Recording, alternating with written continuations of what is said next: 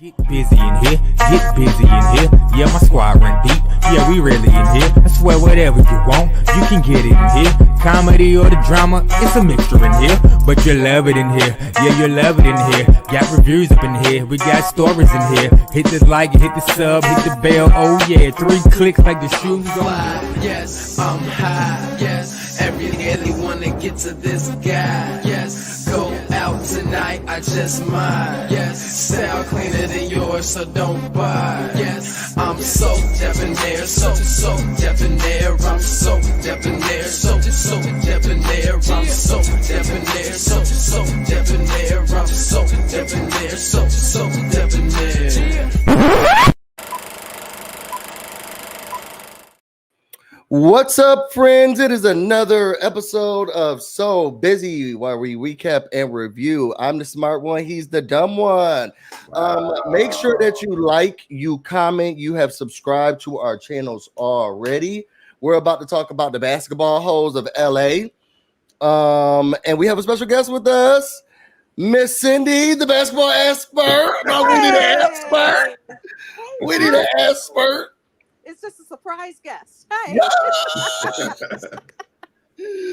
What's going on, everyone? Yeah. Hi, everyone. What's going on in the chat? So, Deb, so how's, I know y'all may not be able to tell because of how eccentric I am, but I'm right now I currently have COVID. And it's been real bad. Your boy been down bad, but I'm staying hydrated. Sorry. Yeah. I mean, but my energy, every time I'm sick, people are like, I had no idea. That's because, I mean, the show must go on. But I've been coughing and sweating and all of that. So, yeah, this is a COVID household right now. I think I got it when I was out of the country. Are you so how many days have you had it? So this will be day number 5, 6. Wow. Are you quarantined? Yeah, you see me? I'm in the house. Like in a room by yourself? No, the whole house got it. It's only me and him, and he don't even go outside. So both of y'all have it. Yeah. Okay. Well, I don't want to. That's not his business. I mean, y'all business to know his business. I have what I have. Y'all. But yes, our whole house is quarantining. So that's been interesting, been fun. But last week I was out of town for work.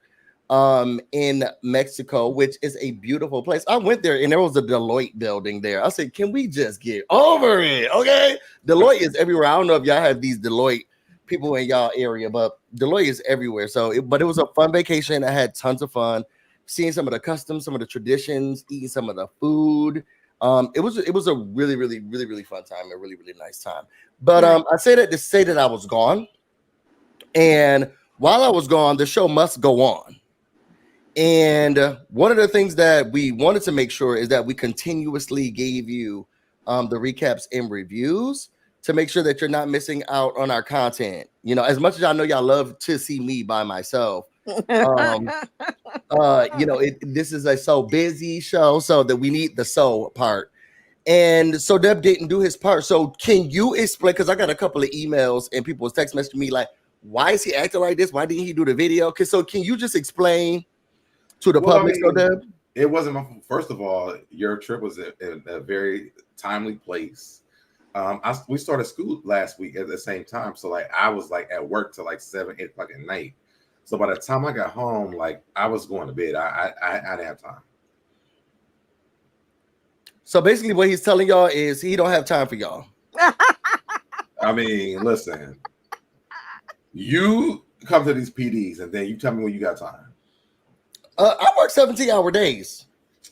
Come to these PDs and then tell me. And I will. So that's how his week was. But we are back in the flesh. We hope that you all watched. Because he also promised me that, okay, well, it's been so busy, but I'll do it on Saturday. I did say that. Saturday came to win and still no video. This Sunday came no video. I told Cindy that too.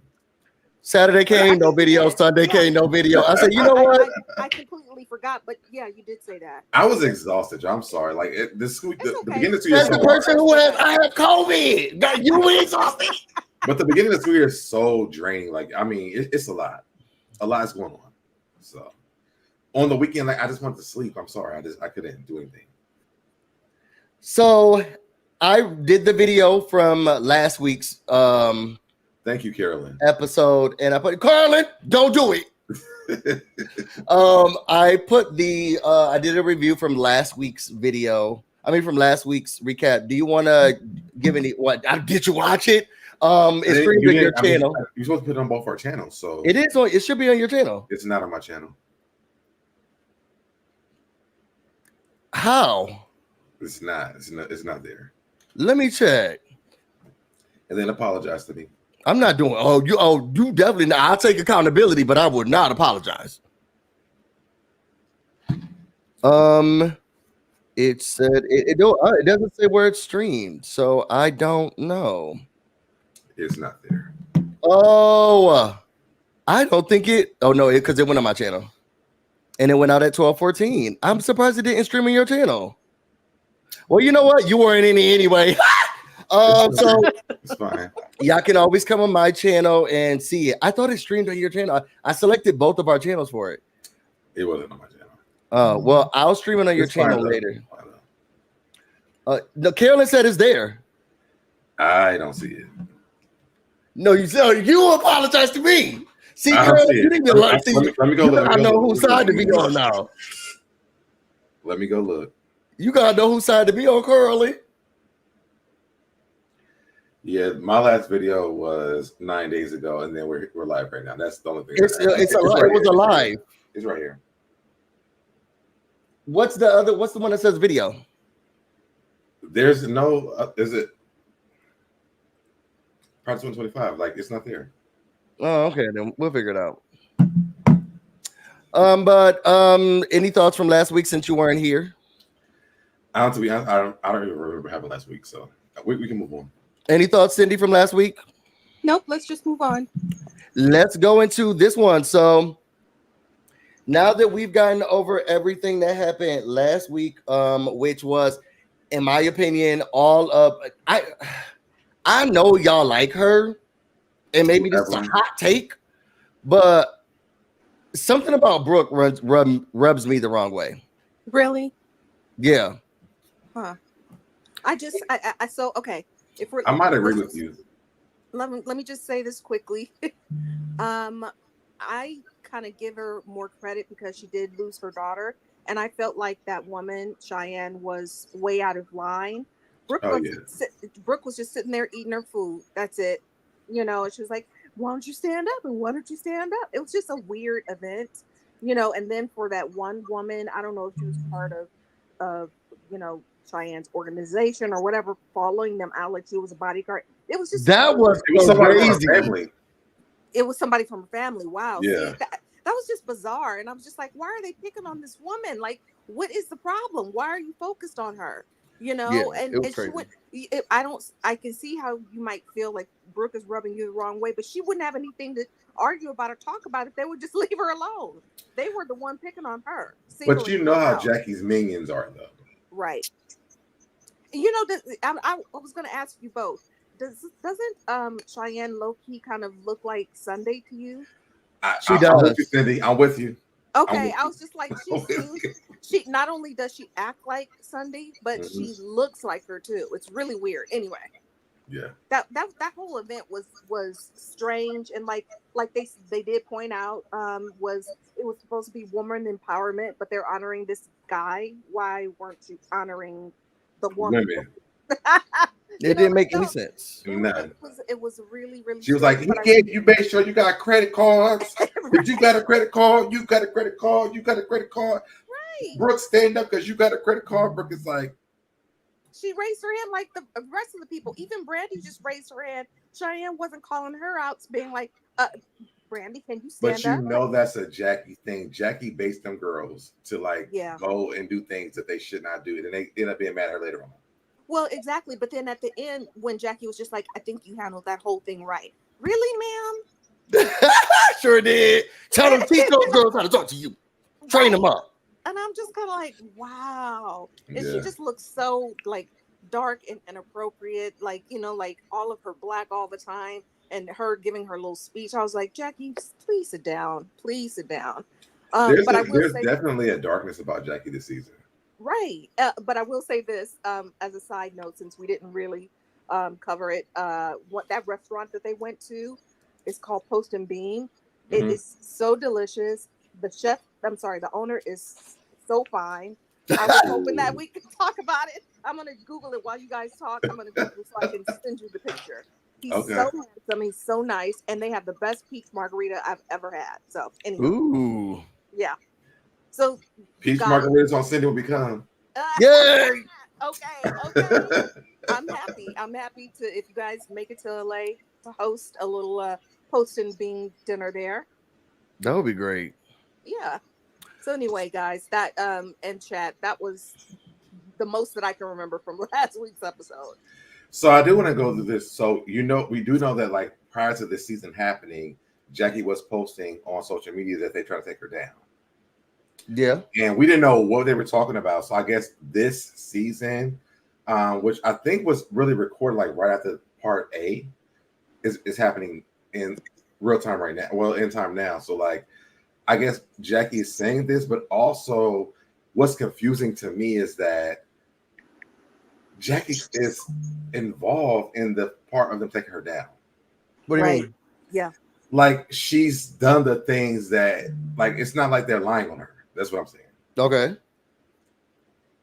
So they're not trying to take you down, girl. She's you just did these things. she's just reacting to them, from the reunion, and she's taking herself down.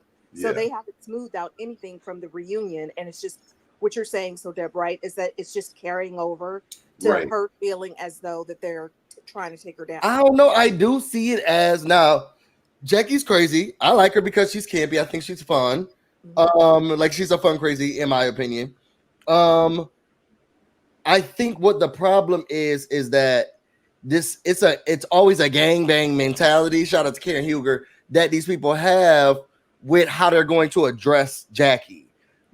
All of these girls have done some very nasty things to each other, and Evelyn has thrown bottles at people, and but we can forgive her. But then if Jackie says, "Oh, your daughter may be a builder whore," everybody's like, "Oh, no, can't forgive it." God, so she's triggering me. No, everything that Jackie does is just so egregious. But that's a lot. But that's Evelyn, she can do whatever, and all she has to do is say, "I was in the dark space. I'm sorry," and then we have to move on until she until she hits somebody else with a bottle. I don't understand how we can get over Evelyn's issues or other people's issues so quickly, but when it comes to Jackie, it's like, well, I just don't know how we got here because you said that I was mean. And Jackie, why are you doing that? And then you got to get 7 girls around the table to address Jackie because of what she said about you. But Jackie has done it in the past as well. But what I want to say is this: so yes, Evelyn did throw a bottle at that girl. It happened. That's one of many issues. But we that were violent. We also have to go to the fact that there was a thing that happened between that season and after that, with them being accountable for things that they did. And Tammy and Evelyn both went through a lot because of that season. Right. And I feel like I don't think that they get over stuff with Jackie, over a long period of time. Jackie just causes more havoc, and then they get mad at her again. Like, I mean, Jackie, when they were in, what was it, Mexico? Where did they wind up? Arizona, whatever it was. And she was like stood up, and the whole table went flying. But people weren't giving her a hard time for that, for like episode after episode, season after season. People have moved on. Even Brandy was at that dinner, and she still considers Jackie a friend. I don't feel like we drag it out with Jackie, to be honest. I feel like these new girls, and I don't know if it's the Evelyn thing, because I feel like it may be. I love how Brandy handles this situation in the show. It's girl, let me go to you, let me talk, let me see how you feel, what's going on, and then we have a group dynamic. I feel like Evelyn pulls people in, and then now you got 6 people at a table trying to go against her to talk. I think that what Evelyn does is like, Evelyn is like, listen, let's gangbang her. Let's all attack her together. But isn't that what they do to Evelyn? No. That is what they do to Evelyn. I feel like it's like you pick and you choose how you want to be mad on the show. And I think when me and Cindy do our reviews, like we kind of like really navigate that very well, because we're not Evelyn haters.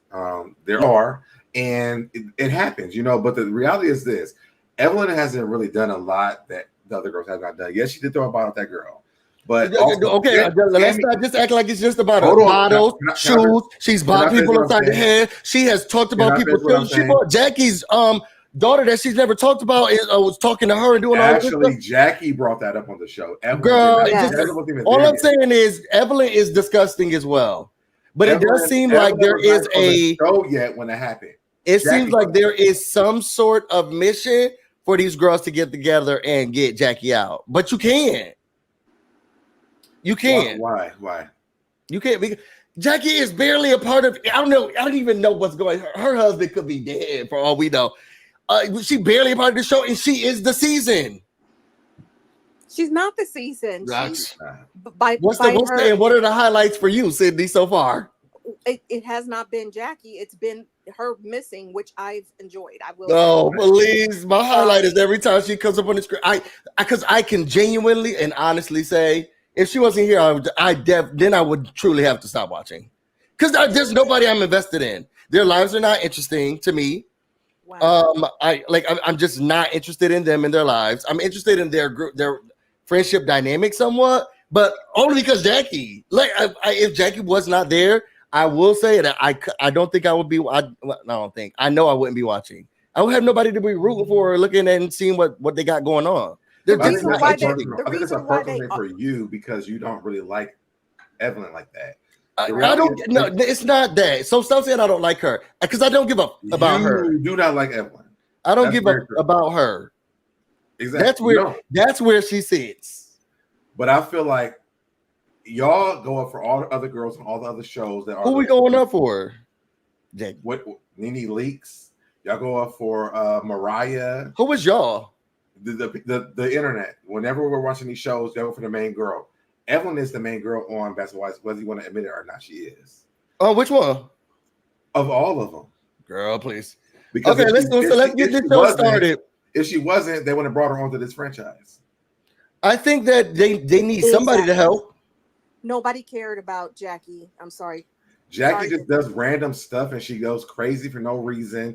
And people love that she it almost gives bipolar disorder. I think she's like Karen Huger. I think she's campy. No. She's a ghetto Karen Huger. No. I love it. I would never. I don't even watch Potomac, but I know who that woman is. Karen Huger is quirky. She put on a whole variety show for no reason. For no reason at all. She had drag queens dancing, was giving out love advice. Somebody sang. It was just, what is this for? No reason. She had no reason just to do it. But Jackie Christie goes to a party and then she gets drunk and then fights everybody at a party for no reason. Yes, I love it. Karen Huger will never. I love it. And Evelyn's in the back, just sleeping with somebody else's husband. So let's get into. But hang on. Yeah, go ahead. Busy. I just wanted to say, when you're talking about, having no, I don't know, how do I want to say this? When you're saying that Jackie gives the content, like when she was walking alongside Jennifer in the fashion show, she's been giving super jealous from the beginning, and they only really have to talk about Jackie is when they go to an event, which is when they're filming, and the other women don't want to be around. So it's not like they're all sitting around going over Jackie. I just don't see that. They only talk about that woman when they're like, is Jackie coming? Is Jackie coming? Oh my God, I don't want her to be here. Oh my God, I don't want her to be here. We have to go through all this. Or I don't want to go if she's coming, and that's all they say about her. They don't go in and talk about her. But I don't want to speak to the end of this episode. But that's true, Cindy. That's very true, Cindy. Right. I just wanted to point that out. Like, everybody's like, Jackie's the show, and that's all they do is talk about Jackie. The only thing they're saying is, I don't either want to be there because she's there, or she's there. They're so bothered, they're so triggered, they're so they care so much. Like, seriously, they're not asking about anybody else. Because you can say, the girls are coming, but the one you gotta point out, is Jackie, because she makes you feel. So I'm telling you that says something. Jackie makes you feel something, good or bad. No. The girls are like, well, which one's coming? Because Brooke got to take anxiety medication, and somebody says the word, keep playing with me, I'll say Jackie. And then that's when Brooke starts shaking, and that's all you got to do is say Jackie. So she gives them feels. Hey, so Deb, I sent you a couple of pictures before we move on. So the Post and Beam restaurant that I was talking about. I got them. Yeah. So it's like the owner and chef. Okay. Can you put them on the screen when you get a chance? Hold on. We'll add them to it, and then we'll get back to it at the end. Okay. All right, y'all. So let's get into this episode. If we're gonna rate it from 1 to 10, 1 being the worst, 10 being the best, chat, put it in the comment section. What do you rate this episode? I am going to give this episode a 7.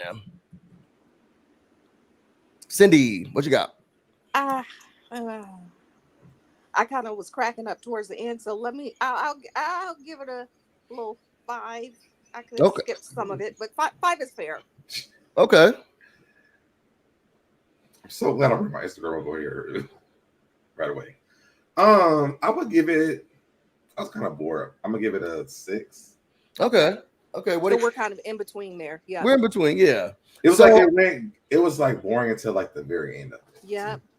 I agree. Well, I was surprised that you were gonna say that because it had your girl riddled all through it. No, I mean I appreciate the Brandy stuff, but I guess my thing was like it was like filler stuff. Like I understand this. Well, I guess we're gonna go through it so we can talk. What was filler?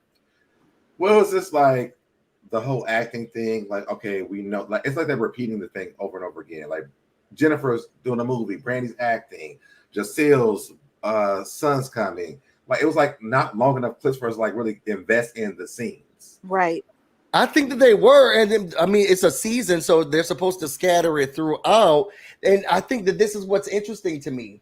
This is what these girls are working on, and because I'm here for Jackie, and I'd be waiting for her to come up on the scene, and I don't even know what the hell is going on in her personal life. I haven't seen her and her husband get married in I don't know how long.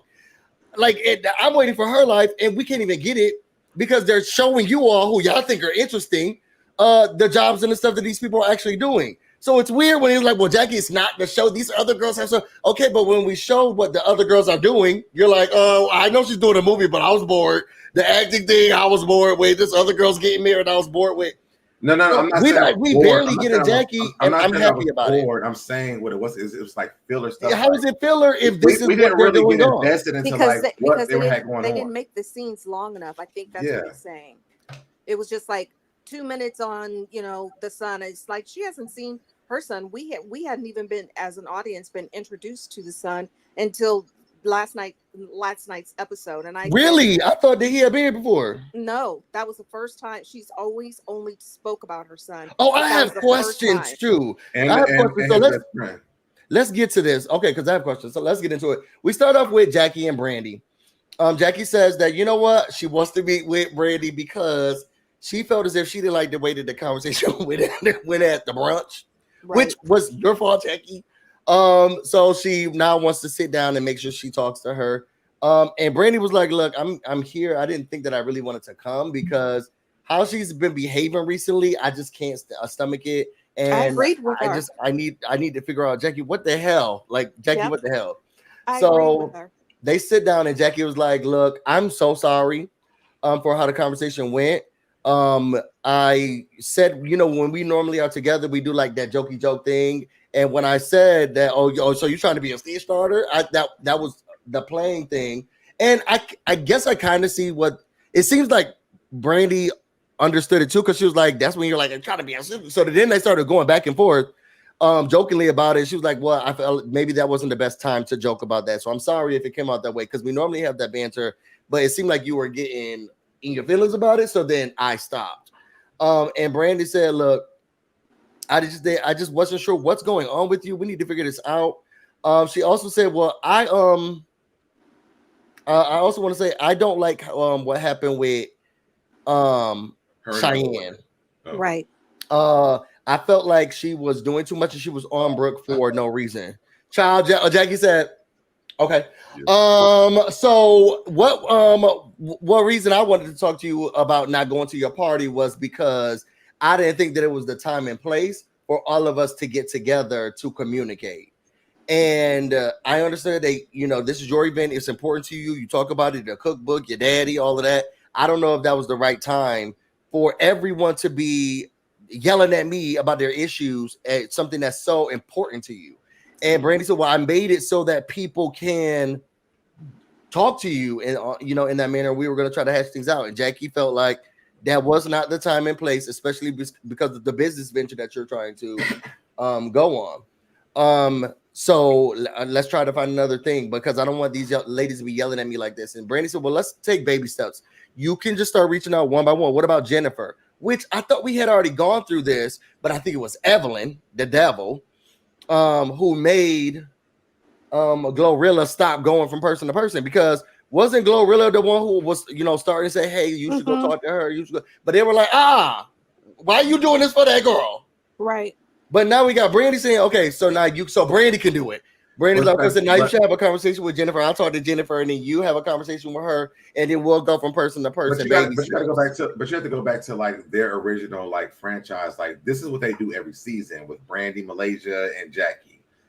Even with Drea, it's always like, okay, the season started, we got to make these with Jackie. It's always been like that.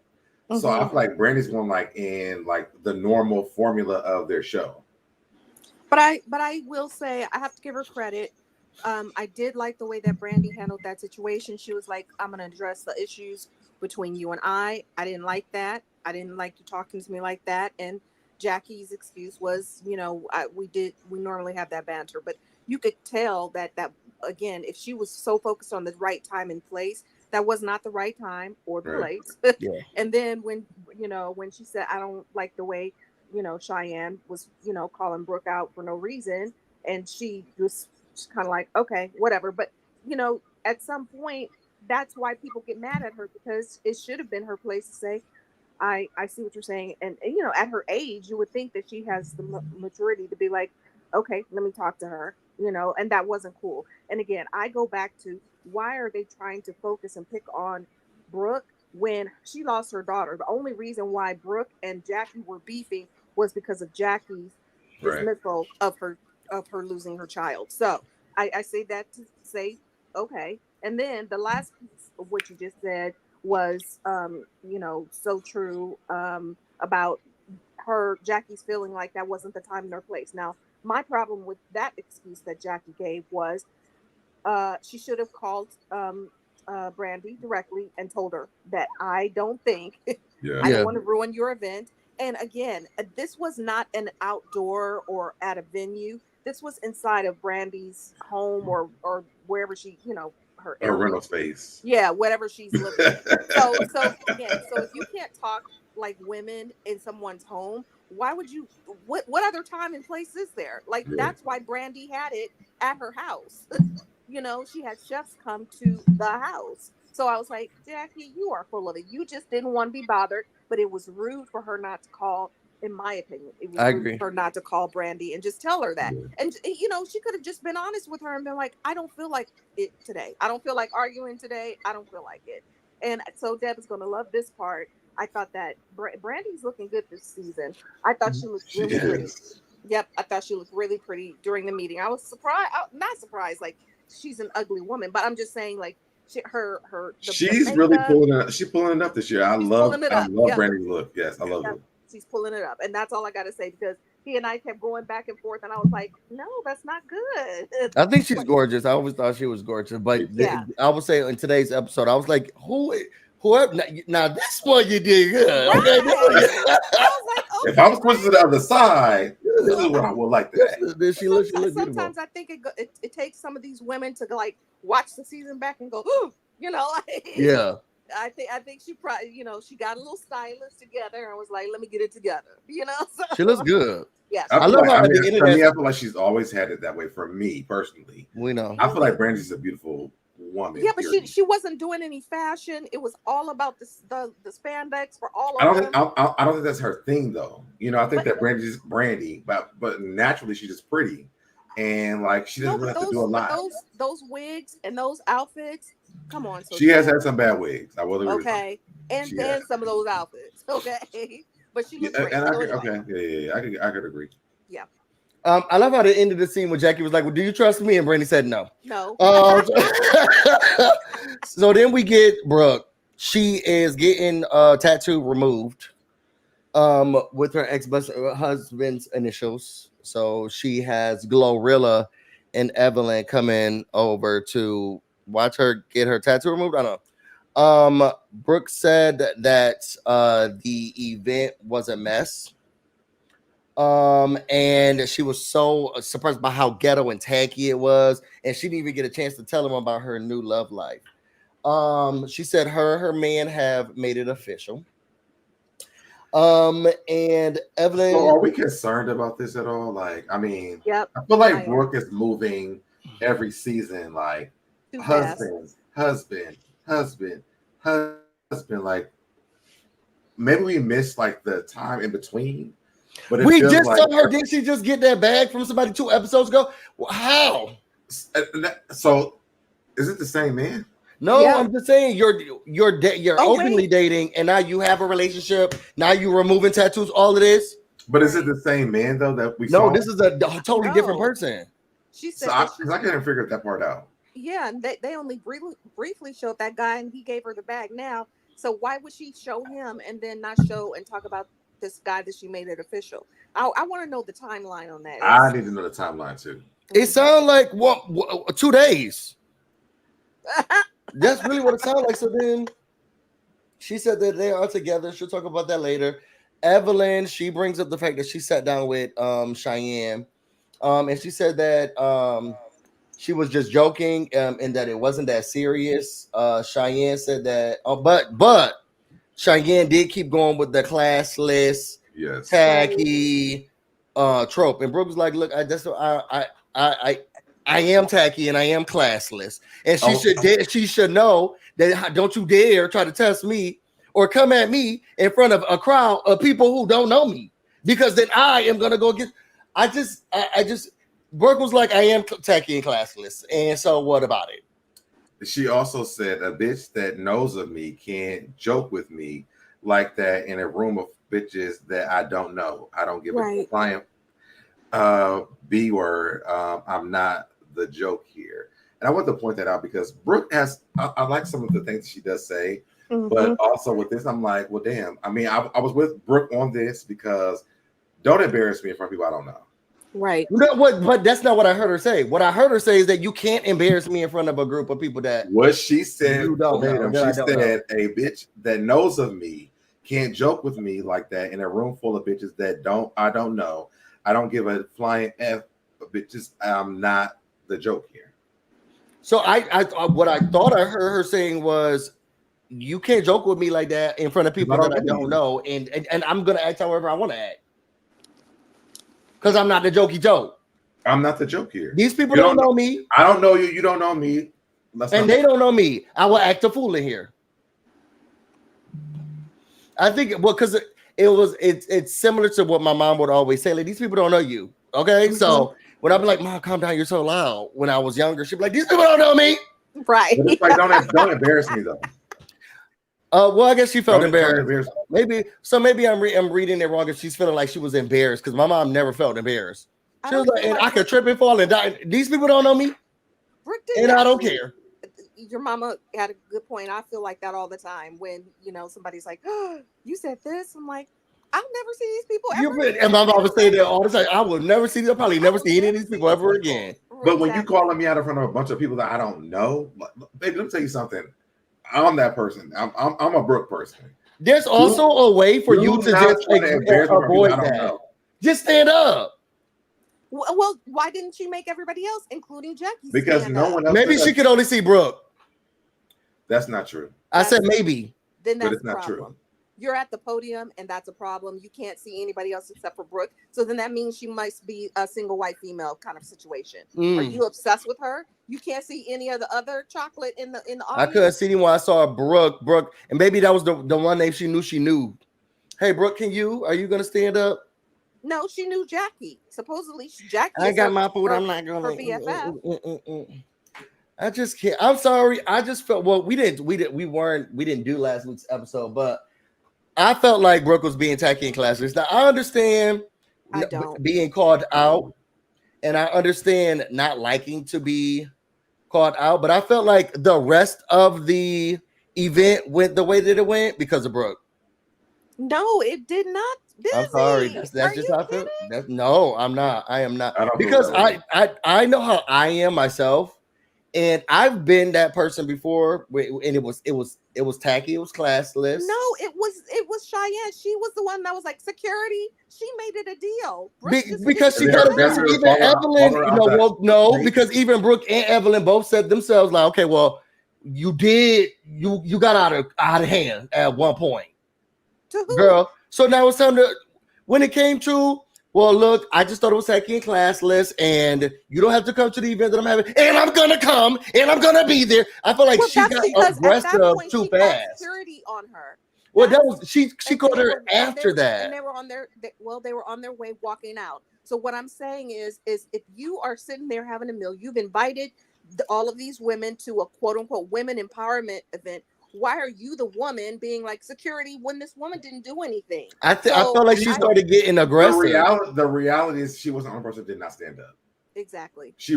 Many of women raised their hands. Mhm. Yeah. Brooke should not have been caught up by herself. That's the reality. Okay, and knowing that I know how you feel, like, hey, I just felt like you shouldn't have called me out. You don't know what situations I have, and I just felt like you shouldn't have called me out. And Cheyenne felt like, well, I thought it was But tacky of you. it was more than just the call out, Busy. It's what I'm trying to get you to understand. When she said, I don't feel like you should have called me out, we get that part. But what did Brooke do at any be called point? out. Did she throw a shoe at her? Did she turn over the table? She didn't do any of that stuff. Why was she called? What she did, what she heard what her friend Jackie had told her. Right. And she went off that.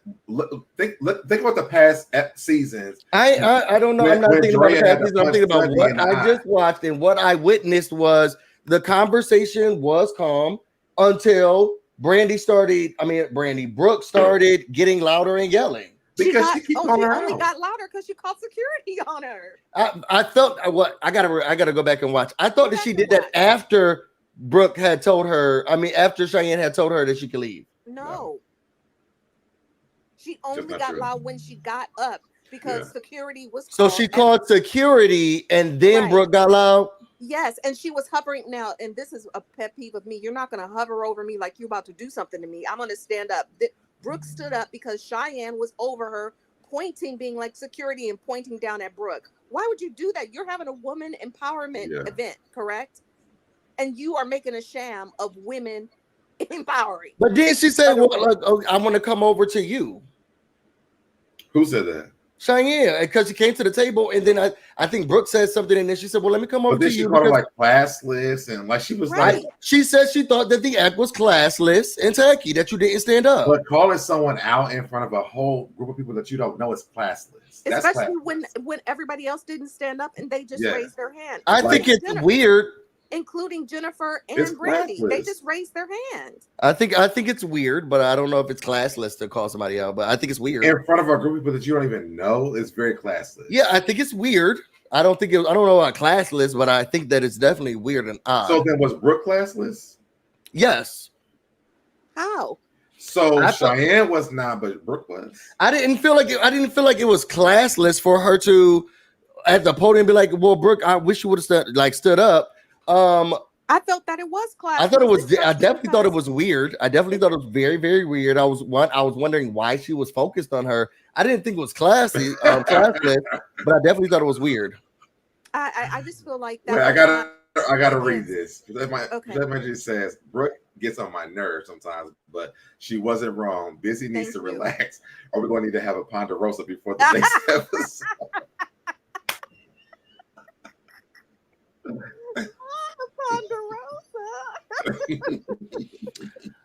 I understand what you all are saying. I'm sorry, and I don't know the Brooke girl like this, and maybe she'll be okay with being called out in front of a group of people that you don't know. I have been. This is not my first rodeo. I've gone through.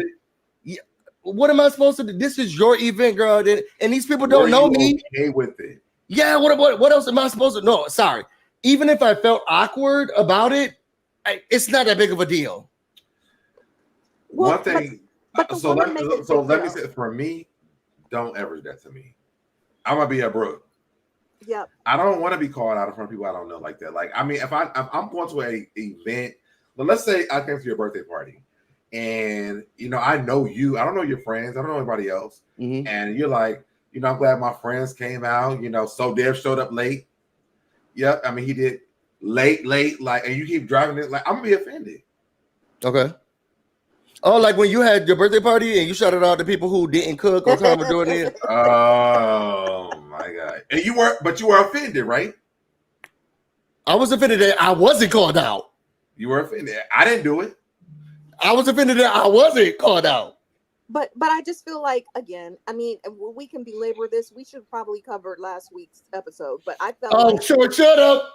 Because I feel like Brooke was not wrong. I felt like Cheyenne was wrong. She is a guest to that group of women. She's not a cast member. She had no reason to keep pointing Brooke out. None whatsoever. I feel like if she was going to point her out, then point everybody else. Like, I see these hands, but why isn't anybody standing? You're the host. This is your event. And it's supposed to be about, again, women empowerment. And it did not read that way to me. Even when they were walking out, the way they were walking out, and like her family member following them. Yeah, that was weird. That's weird. Like, I feel like Cheyenne was in the wrong, and Jackie was just sitting there looking like the evil villain. I loved it, rubbing her hands, and I'm just kind of like, it's just iconic. I'm sorry. Okay, let's keep going. Yeah, we should have done this last week. Okay, or at least I could have done a rebuttal to what y'all talked about. If somebody on this team, because I'm gonna tell you, let me tell you something right now. This is about to start being the Busy Cindy show, because somebody not doing their job right.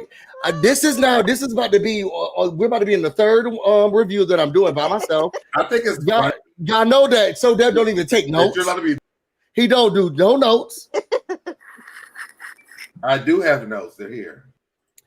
And when it's time for him to show up as a teammate, I'm like, and this is why we have to keep doing this stuff, because he wants to take me out. I'm gonna take him out.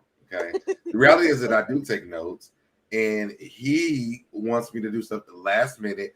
Busy change the times all the time. So this is why these things happen. No, let's not talk about that. That's old news. We're talking about how all of last week, we both had stuff going on.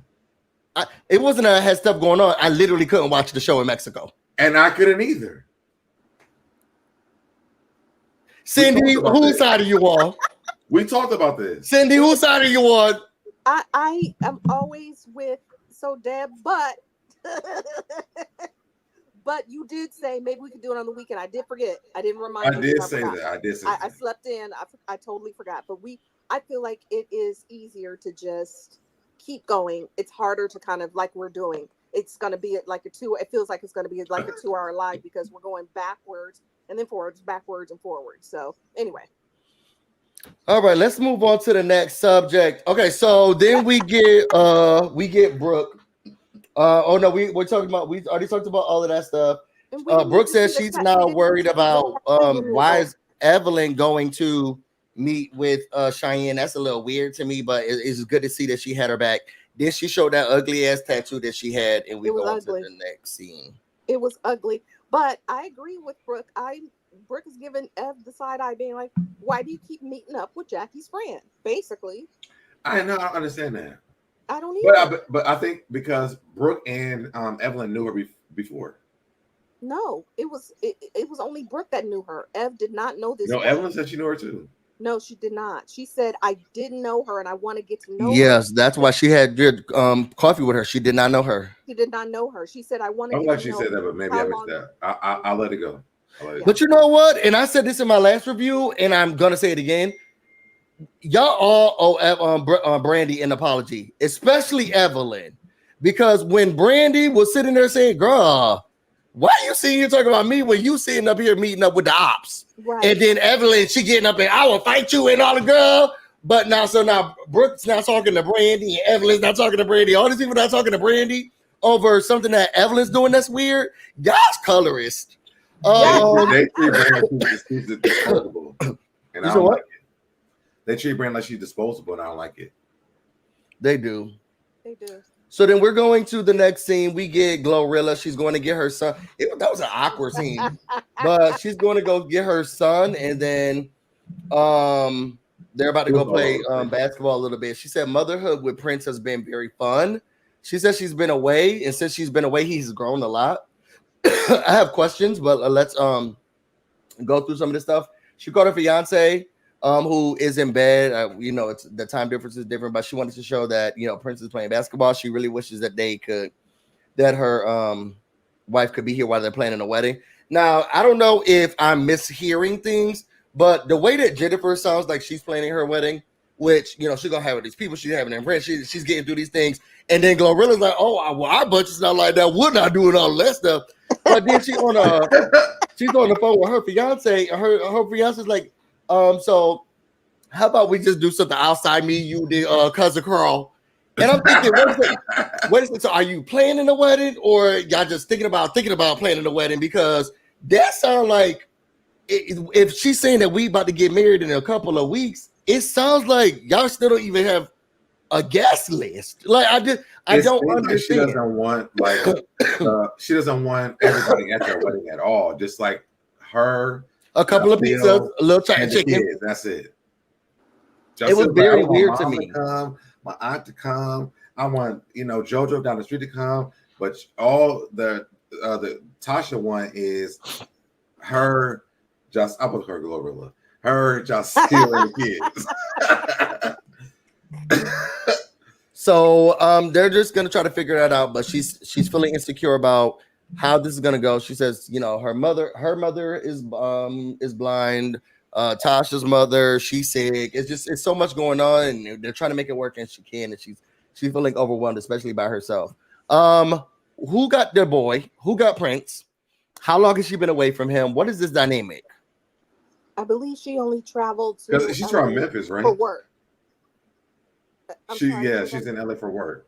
She's in LA for work. She's from Memphis, right? Yes, she's from Memphis, and so he I believe when she first came on the scene, she said he was in school or something like that. So I think that's why the boy didn't come out with her, and she was trying to get her hair products into beauty shops. Cindy, I totally forgot about the hair products. Yeah.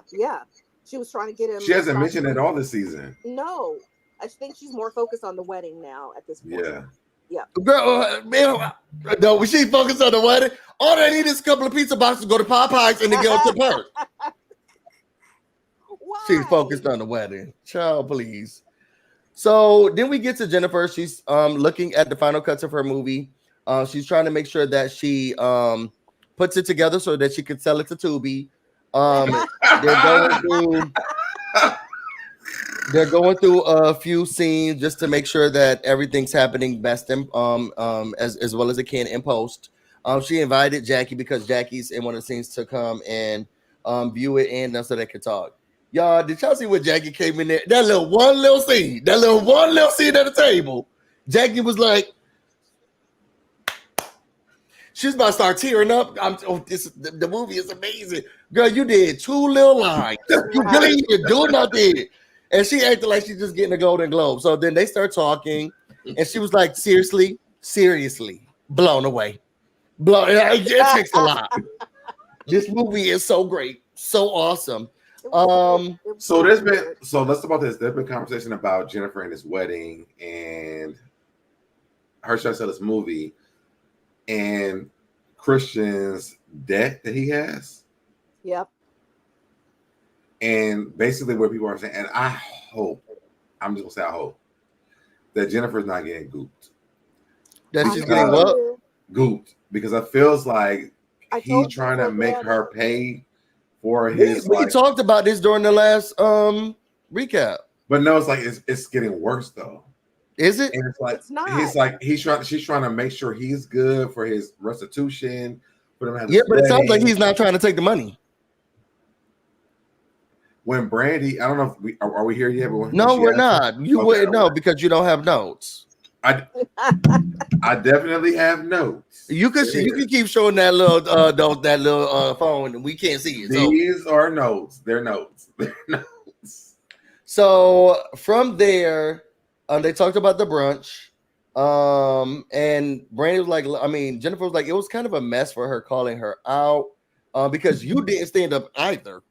Right. And Jackie was like, well, it was really, I didn't stand up because I couldn't hear her from the. Jennifer said, bitch, please. Okay, we're not doing this. Jackie, we are not doing this. Jackie has an excuse for all of her bad behavior. She is like the biggest child that I've ever, let me just say, the oldest child that I've ever seen. So she wants to throw a tantrum. She's okay with Jennifer this season, but last season she was calling her a B and all of this stuff. So she hates Jennifer. Now that she's in a right, and she was walking down the runway with her, she seemed so jealous. But now that she has 2 seconds or split second in her little, Tubi movie, now she's her friend, huh? And what about all of the bad behavior? Everything has an excuse. Can she take accountability for anything? She can. She'll definitely take accountability for it. When has she? We'll wait. Oh, and then we'll keep waiting. Stay tuned. Because when does she take accountability? She took accountability with Brandy. I feel like we're mixing these shows. Well, we are mixing shows because they're mixed. But this is the normal formula for LA with Brandy and Malaysia and Jackie. The show starts. Jackie did some. You already said this. Let's all come together and make a kumbaya with Jackie. But Evelyn was like, bitch, no, we're not doing this. So it gets confusing. She took accountability. So then what was the accountability? When she talked to Brandy. But what did she say? Did you feel like she took accountability? She said, I take accountability for calling you a liar. Starter. And she said she took accountability for calling her a shit starter too. No, but then she backed it up by being like, but that's how we normally She didn't say she was sorry. She said she takes accountability. That's still not taking accountability if you're going to come. Yeah, it is. Accountability is the fact that I have done it and I account for myself doing that. An apology. No. Hold on. Account for myself because that's how we normally do it. There's no because to it. No, that's you can because in accountability. You can't because an apology. You could have just said to Brandy, yeah, you're right. I'm sorry. That's it. She didn't have to say. But she didn't say she was sorry. Because she's not sorry. Yeah, we're not saying that she's sorry. And to be honest, that's what the people are saying. Y'all got to get y'all verbiage is so important. Okay, do you want her to apologize or do you want her to take accountability? Because those are not the same thing. When somebody if I say I've done something wrong, right? Yes. Say I've done this wrong thing, but we normally go, play with each other like that. No. If I've done something wrong, I've done something wrong. That's it. Yeah, but what do you want from me? Do you want me to apologize or to take accountability for it? I think the reality is this: that when it comes to Jackie, she's gonna take accountability. She needs to take both. And even if I think everybody wants an apology, they don't want accountability. And sometimes I'm not sorry, but I did call you a stupid, ugly bee, and I will take accountability for that. I am to be held accountable for calling you a stupid bitch. But if you want me to apologize for it, I'm not sorry. But then that's not taking accountability. Yeah, it is because I'm responsible for it, but that doesn't mean I'm sorry for it. But if somebody's saying this bothered me, which is what Brandy approached her with, she said, I had a problem with you telling me that. And so she was like, but that's how we normally play. But yes, I did do that and that, but that's how we normally play. That's to me. That's accountability. That's not an apology. That's an excuse, once again, for Jackie to move forward and act like her bad behavior is acceptable, and it's not. That's accountability. So let's look at the word accountability. Accountability is the state of being held responsible for one's actions. Yes, that's it. The obligation to accept that responsibility. Yes. Did Jackie do that? She did not do that, though. She did. She said, I did do that. I said, I was the one who called you a bee. I was the one who stood up and said you was nasty and ugly. I am being held accountable for my actions. I did that. Now, what y'all saying that y'all want from her is an apology. No, And It can she- also be referred to the expectation of being judged on one's performance or behavior. yeah. Accountability can have many connotations and can be applied in a variety of contexts, including personal, corporate, and governance. So the thing is this: when Jackie's, I know you're not about to try to explain to me off of no definition. When she's accountable, she held herself accountable. She hasn't done that. she hasn't. Not. I'm sorry. Technically, she has. Technically, she has. Jackie will say that she did those things. She did it to Brandy twice. But she's not being held accountable for it. No, y'all don't want accountability. You all want apologies. And those are two different things. Me saying that I did something is not being held accountable. Because they know when you want to know who is accountable for this. When you are saying that you did something, and now when you are saying that you did something, what does that mean? I'm telling you. What does that mean? Me saying that I did something is not being held accountable. Yes, it is. No, that's not. No. The definition says it. The definition says. Go ahead. It's for who acted upon this. Who did this? Accountable. Who did this? Saying that I did something, I'm being held accountable. I have to admit that what I did, and I also have to take the consequence of what I've done. That's accountability. But Jackie has not been held accountable because she only said I did this. There was no consequences after that. Yeah, but your definition didn't say that about no consequence. She didn't change. Your definition did not say anything. You just read it. The definition or the obligation to accept the responsibility. Yes, I did it. She didn't hold her responsibility. She just said I did it.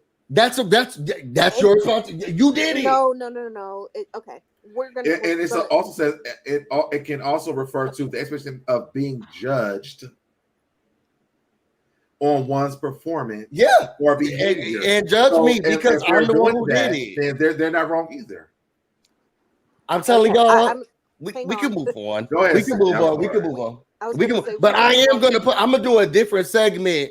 Okay, called Classics with Business, because that was my other degree, and I had to learn the etymology. She's taking accountability. She is not apologizing though, and she's not remorseful. And I think that people want apologies, sincere apologies from her. People want her to be They want her to. Well, then be accepting and being judged about your accountability. She takes it. Okay. She takes it. I was going to say, I'm not going to be able to get in 2 words here. So I feel like, I agree exactly with Protect My Energy is saying Jackie isn't going to dole out her own consequences, and she's not. And that's what makes her not taking her accountability. So anyway, let's agree to disagree and let's move on. All right. Yeah. So then we got, so you want to talk about, so that now Jennifer saying that she's going to have a screening for the party because she wants to make sure that everybody's okay. Oh, wait, no, we go backwards. Jennifer said, what's going on with you? Jackie brings up the fact that, hey, your friend called me a prostitute. Mm-hmm. What is this about? Did you believe it? Jennifer said, well, I was just trying to figure out like what's going on, but she believed it. She saw it for her own eyes. Outside of that, Jennifer said, look, I want to have a screening for this movie, but I want to make sure that everything is kosher before that happens because this is a business deal. I want to make sure that Zeus Networks know that this is a serious movie that I'm trying to sell to them. So can y'all not fight at this thing? So I'm going to have a parlay so we can figure this out. Jackie was like, I don't know if I want to go to this place because all of these girls, they just is go back and forth. But if you want me to go and cuss these girls out, I could do it. Let's let it happen. So then we get on from that scene. From there, you got what's the next thing? Dev, since you have notes. Hold on. I was trying to go Ponderosa. Hold on. It was Jacelle. Jacelle takes her son for the suit to get. Are there any things here? Did you have any photos or no? Why are you pulling this up? Remove this. Did we have any photos or no? No. Okay. So Jacelle, when they went, her son, when they got fitted for suits for the wedding, Jacelle is very overwhelmed with all the options. Like the man was going on about patterns. Do you want stripes? Do you want glitter? Like it was just a lot going on. She asked her son, how did he feel about the wedding?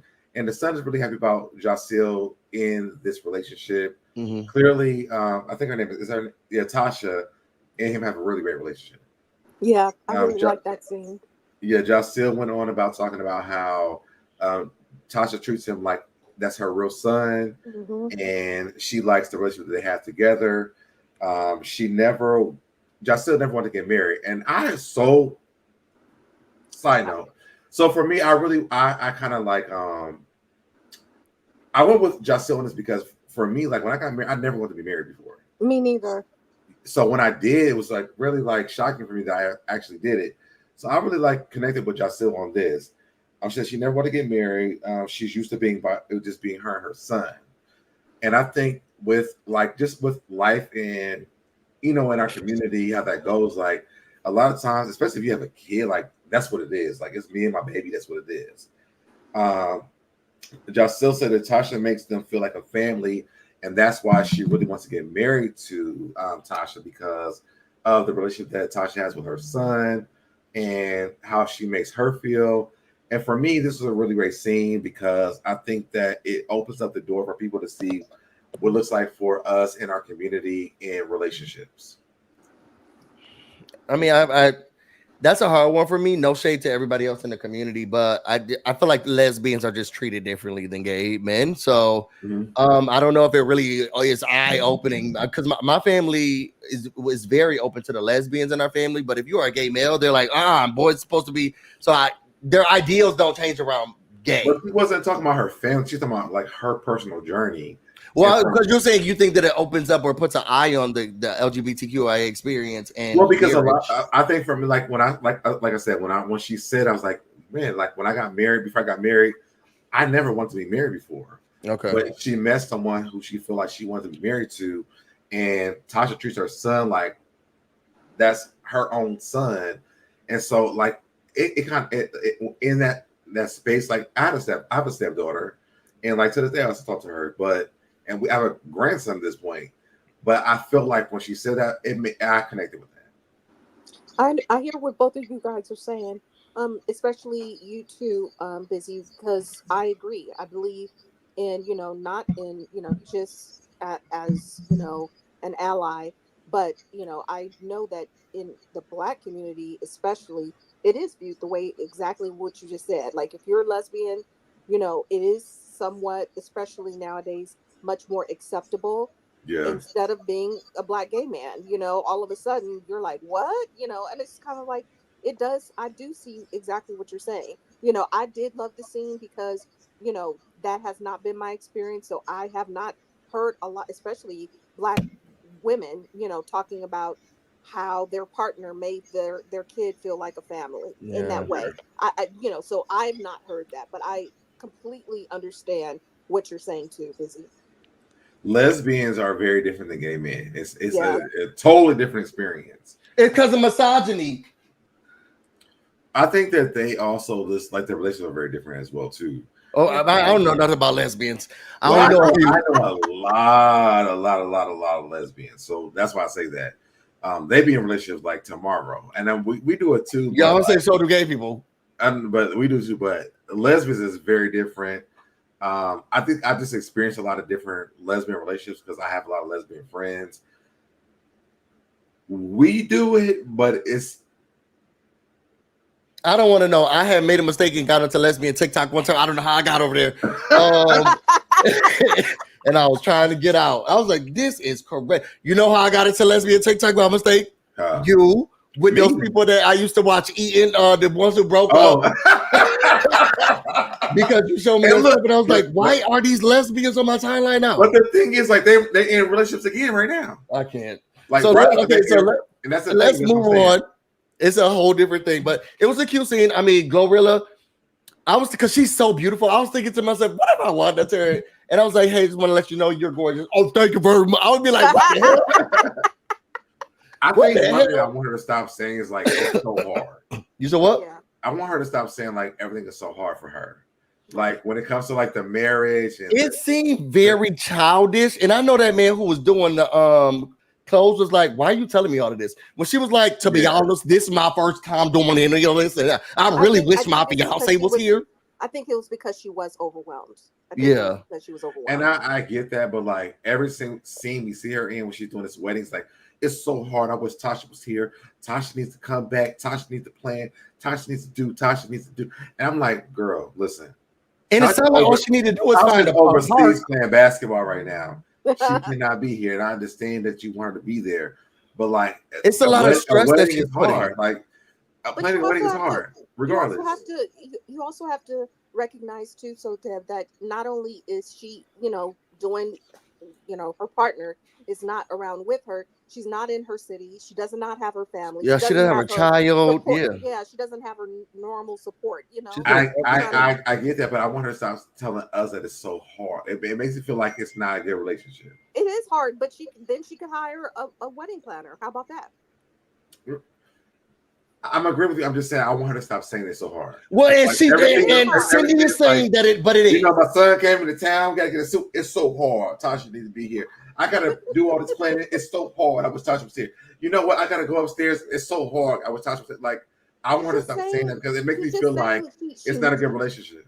Yes, but she's just also saying, in my opinion, I hear what you're saying, but I think, in my opinion, and then we can move on. I just feel like she's just saying she wishes her partner was playing a bigger role in planning their wedding, and she didn't want to do it. But then Tasha started doing it. She was like, she want. Are we in this thing still? Where they were talking about the wedding when Tasha was on the phone, she was like, I want, me, you, the kids, and the stepdaughter. Was it the same scene? Yes. No, this was after. Oh no, this was after. I'll wait then.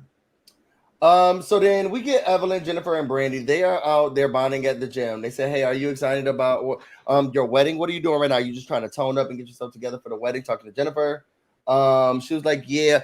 Jennifer, I don't know if it was edited this way or she just was very crafty in how she was trying to breeze through some of the stuff. Because she was like, there's just a lot going on, with the case and stuff. And Brandy was like, wait, what? No, just a situation. But anyway, she got off of she was role in August. So that's gonna be so great for September, so that nobody can stop us. But then he has a lot that's going on with this restitution stuff, and they were like, "Wait, what? Well, that's easy. It's not a lot of money, right? Well, it's over $250,000, but the wedding cost that much, so it's not really that serious." It was like she was trying to breeze through. She was any of the stuff and trying to highlight it with a wedding thing. So it's like when he gets off in August, but September is right when the wedding's coming, so that's gonna be great. And he still has to pay this restitution. It's not a lot of money. It's $250,000, but the wedding costs that much, so we're still going to be able to afford the wedding and things are going to go well. So it just feels like she's not too comfortable. She says she wants to help him, but it seems like or sounds like he doesn't want help because she was like, hey, I've been trying to tell him I can help you. I have some money I can put into it. That's not what she said. What she said was because Brandy asked her, Brandy asked if she's going to help him. Just said I will contribute in some capacity. Yeah, but I've been telling him she didn't say she gave him anything yet. She didn't. But also, I went through some deep dives on this man on YouTube. Right. And come on, make it make sense. What Jennifer said, no, it wasn't make sense. Make it make sense. I think I seen his after I seen the one that Make It Make Sense got it from. Just in the chat. But the lady that had did it was saying that he only owed like $12,000. And then, so I'm trying to figure out why he's telling Jennifer a different amount. And that's what the problem is. And I think that is, to kind of cover up it's ironically the same amount that he owes in restitution as him in planning this wedding. I really was, I immediately went to Scammer.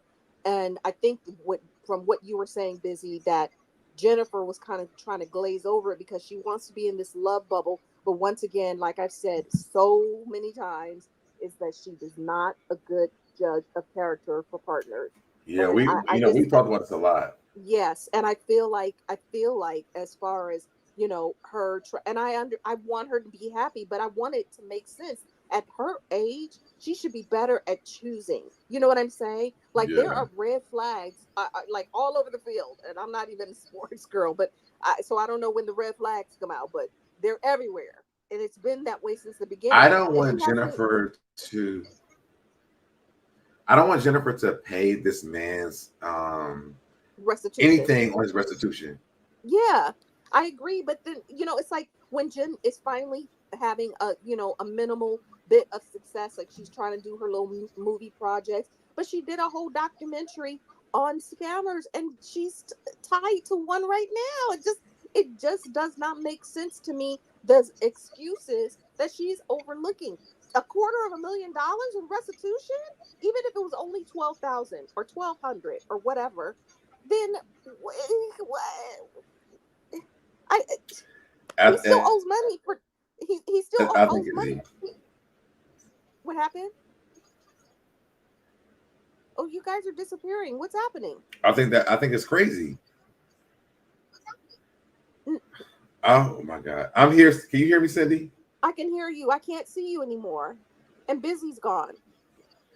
I know. No. This is why I don't want to use this laptop, because I don't know what's happening. What happened? But I'm still here. I'm still here. Okay. I was just going to say left out for a minute. Oh, got it. I just wanted to say that I don't understand why she can't see these issues as issues. And again, also, she's marrying a man that has children. We never hear them talk about the children. She's only talking about the wedding. Nobody cares about the wedding, ma'am. Like you. Well, I don't know if that's true. I do care about the wedding. Sorry, y'all. Okay. Y'all know I'm sick, so I had to go. All that no, that's cares okay. about. I just feel, but again, she is all about the materialism of it all, and I know that is her. We've seen it throughout all of these years, but the fact that she can't see these major red flags, they're everywhere. They're flying everywhere. So, she was like, well, I didn't know the amount. Like, ma'am, you took a ring you don't even know him like that. I think she is.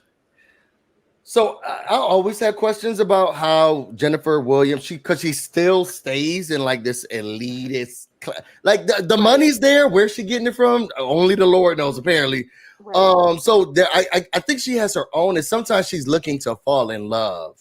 And I get that. It's nothing wrong with the love part. I get that, Busy. She missed the signs because of it. The signs of, yes, and I think that she could see that when she was, like you were saying, both Ev and Brandy were giving her faces like alarm. You know what I mean? Yeah. And I think that's why she was like, oh, it was only 2. And they were like, what? Like, I think she's probably so embarrassed and tired of being wrong, because she has been linked to, like, all of her relationships have been horrible, except for the Jelani one, and we don't even know if that one was real. I really wanted Jelani, like, for myself. Me too. Oh,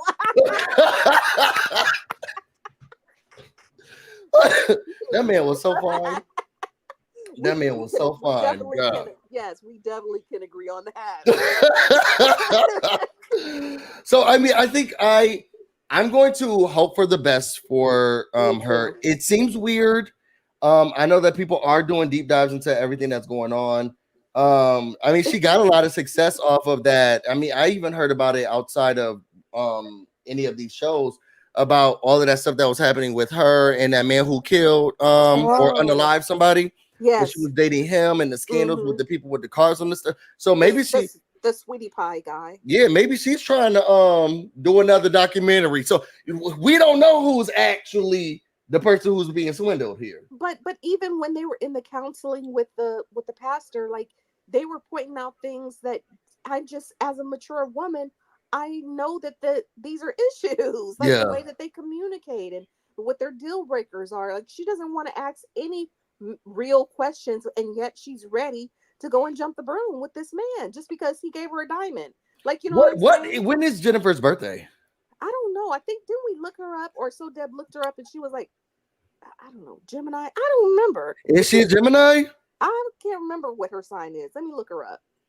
Because I felt like a lot of it was that she is more about. I felt like a lot of the talk during the session was more so about how her emotional maturity, or her how much she provides and emotionally, and the fact that she doesn't open up, she doesn't talk, she doesn't say anything, which then in turn no shade, because I just went no, this is to my partner because I know he's watching, but no shade to him. But he's like the same way, like in dating, I had so many things that I wanted to know. I was asking questions. I was trying to figure out what's going on. Who are you? What's going? And he was like, "Well, we just figure it out throughout the way." So he didn't ask no questions. Okay. So, but like, so, and he's not asking questions, and then he's not going to answer any questions. I see. So it was, but it wasn't like a shade to me or anything that he was doing to me. It was like that's just his personality, and I think he's one of the best people. If he was talking to everybody all day about how great he is, he should be because he's amazing. But his thing is, I don't know you, you don't know me. We'll figure it out. But again, at this point, how long were you guys together, Busy, before you guys got engaged? 3.5 years. Okay, so there's my next point. She's barely known this guy. Yeah. You know what I'm saying? You guys have had time for you to learn his personality, for you to learn his likes and dislikes, you know, for you to know that he's not going to share those things, you know, immediately. But she does not wait until she gets to that point. And she, at this point, as a woman of a certain age, I know better than to give myself like, look, it's great being in the honeymoon stage and wanting to have the love, but there are certain things that at a certain age you should be able to look at it and say, this doesn't seem right. You know, like I was engaged before. I never wanted to be married, but my ex, he had 2 sons. I mean, we had to spend summers with the boys. Like, you know, their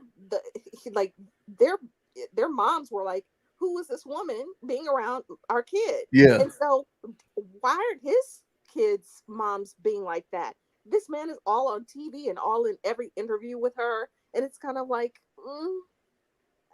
do you know her like that to have her be a stepmom or to watch your kid? I would be afraid that, you know, Jennifer would forget about him because she saw a Gucci bag or something. You know what I mean? Y'all stay right there.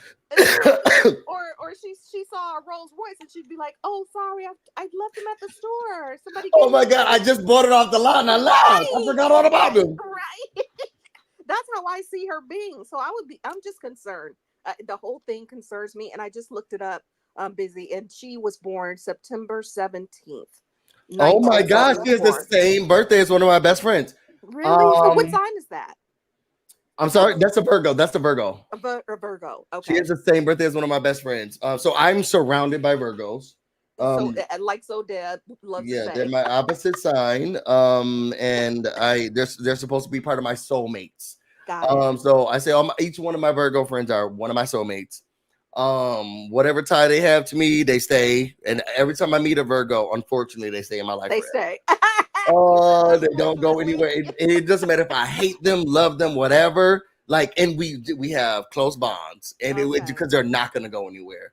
So I'm surprised that she's acting like this. I'm a Leo. I wonder if I all of my years, I wonder if I was supposed to have a soulmate because that did not really happen. But Leos are so different. I would not have picked you as a Leo. No, wait. My mom and my best friend are both Sagittariuses, and they feel like soulmates to me. All of my men, most of them, let me just say, it's not like it's thousands like Evelyn. All of my men, girl, go ahead. But again, I am not ashamed of my sexuality, but my men, a lot of them, most of them actually have been Tauruses, which was my dad's sign. And us both being fire signs, eventually it just doesn't work. Yeah. So. I love Tauruses. I love Tauruses. I didn't know you were a Leo. I'm a Leo. A Leo and Pisces, it can be several things. That's so interesting. I mean, I love Leos. I was gonna say I don't think I know many Pisces. Yeah, I love Leos to a point. Oh, what do we do wrong for you now? It's not that y'all know that they do anything. I think we put out each other. Like, I'm water, I put out fire, or Leo could come and boil my water. But sometimes we just come together and we make smoke and we can make something magical. But you have to find the right Leo. And I think only my brother has been the only person who, like, I can put out his fire because I know I'm like, that's not smart. We're not doing it. And then sometimes he made me so angry what his decisions are. But when we are together, we have the most fun. Right. So it just depends on like the type of Leo.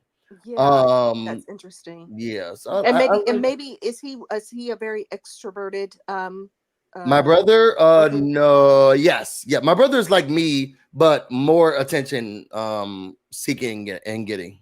Okay, so I'm not like that. So maybe that's kind of Leo that you're talking about. My grandma and my cousin were those kinds of Leos. So I'm surrounded by them. So but I it's don't a like whole them. lion family. Yes, it's a very, very extended lion family. And so Deb told me that I need to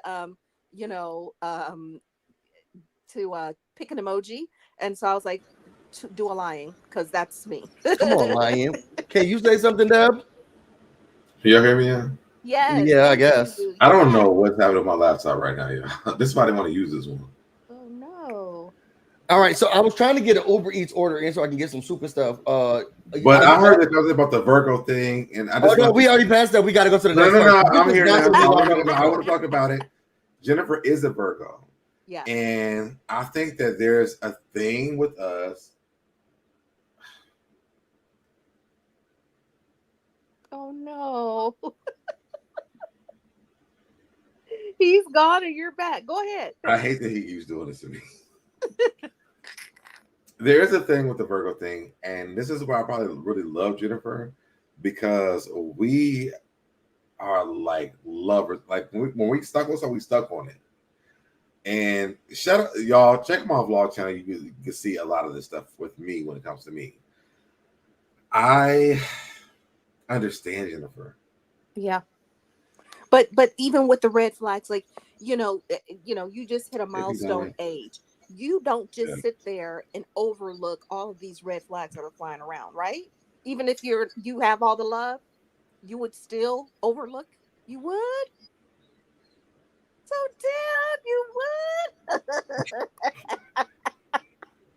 No. I can't say that that's not true. About $250 restitution and these unknown kids that we don't know about. Like, I mean, we know about them, but I feel like if we know the story, wow, we're gonna go with it. No. in this shorter period of time, like even Busy said that he was with his fiance for like 3.5 years. She barely knows him. I literally, Cindy, when me and my ex-husband got together, we moved in like 3 days. Wow. So yes, I can understand it. Okay. I think when we feel like we found that person, like you're just ready to go. You don't care. It's go time. Let's go.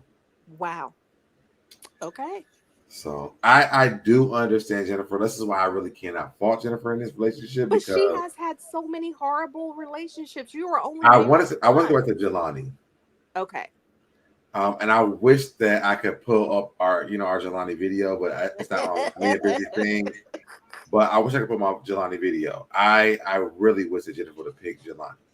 Yeah, me too. In the gap. Well, we're in agreement with that. We know that. But I think too, like, I mean, she likes the excitement of this kid, and I feel like Jelani was too stable for her because I think that she is so used to having chaos. Yep. And dysfunction was what I was going to say, but she's used to dysfunctional relationships. So I think Jelani felt too boring, quote unquote. Well, I think that Jelani was like, it wasn't a real story. Well, your mom is not a real story. Okay. So moving up from there, we get Evelyn and Brooke. And Evelyn says that she wants to talk to Brooke because she wanted to make sure that she understands, wait, Evelyn wants to talk to Brooke. Because of the Cheyenne situation, to see what, like, tell her what's going on, tell her how she felt, see what the middle part is. I hope I'm not messing things up. She talks about her. You're right. She talks about her going to the gym with Brandy and Jennifer. And she was like, hey, I just want to let you know that, Brandy was there. And Brooke was like, oh, really? So this is what, if we talk about age and maturity, this is what's bothering me. Mm-hmm. And I know this lady lost her daughter. Right. Everybody coddling this woman, for Jackie not to be around and all this stuff, because there's red flags. If I were a friend to Brooke, if I liked her, because I actually dislike her right now. I just something about her seems disingenuous, and I don't get it. I don't feel it. But if I liked her and if I was a friend to her, knowing how much we coddle her because she lost her daughter and there's so much going on with her marriage and all of these things, and if we're going to treat her like the most fragile glass and make sure we're protecting her and surrounding her with love and affection, attention and all of that stuff, then there another red flag is like when my father died. Well, no, I don't want to talk about that. When something traumatic happens in your life, the first thing you don't do is make drastic decisions. Right. Where you live, what you're about to do, what your job is, Yep. what relationship you try to stay as stable as possible. You have people surrounding you, helping you not to jump the shark and just do random decisions. You're right. And she lost her daughter. She got divorced, which is another major thing. Yep. And I think we should be waiting at least a year and a half or two between those situations just alone before you're like, yep, I think about to get married, new tattoos, I'm about to get tattoos up. Nobody's saying, girl, sit down. I think it looks different for everybody. Like, no. I don't think that there's like a formula of what that looks like. Literally, that's what professionals say. So like psychiatrists say that you need to give yourself time to grieve. Look at how. But that's a psychiatrist. I'm saying like with a regular person. Hey, can Cindy talk? No, I'm saying, but with a regular person, a psychiatrist probably would say that. It's a psychiatrist. And I've lived it, honey. I've lived it. And he's absolutely right. You should not be making major life changes when you've had traumatic events happen, especially like he said, you made a great point, Busy. The two that she's had, those are two losses. And so right now, when you've had those kind of major losses, and I've lost a lot of people, you are not yourself. Literally, like when my mom passed away, it was like it took me 5 years before the bubble hit me that okay, she's gone. You know what I mean? Like I knew she that's was different though. That's your mom. No. And I wound up quitting my job that I had. But that's your mom, Cindy. But that's different. But she lost her child and her husband. Yeah. She lost her child. I think that it looks different for everybody. There's no formula for what that actually looks like. I can't say that. I mean, I can agree that like what you went through, like you went through that and other people went through things, but it's not the same for everybody else. But look at the same thing that Jen, when she lost her mom and then she lost that dog. We heard about that dog for 2 seasons. Oh my God, that hurt. That was her baby because she don't have children. That was her baby. That was like her security blanket. I don't feel like it's different. I feel like what Busy said is absolutely right. And again, like I said, so after the marriage is over, like she has to take time. Yes. She's not even in her right. I just don't feel so. I'll say for me, like I feel like I did that.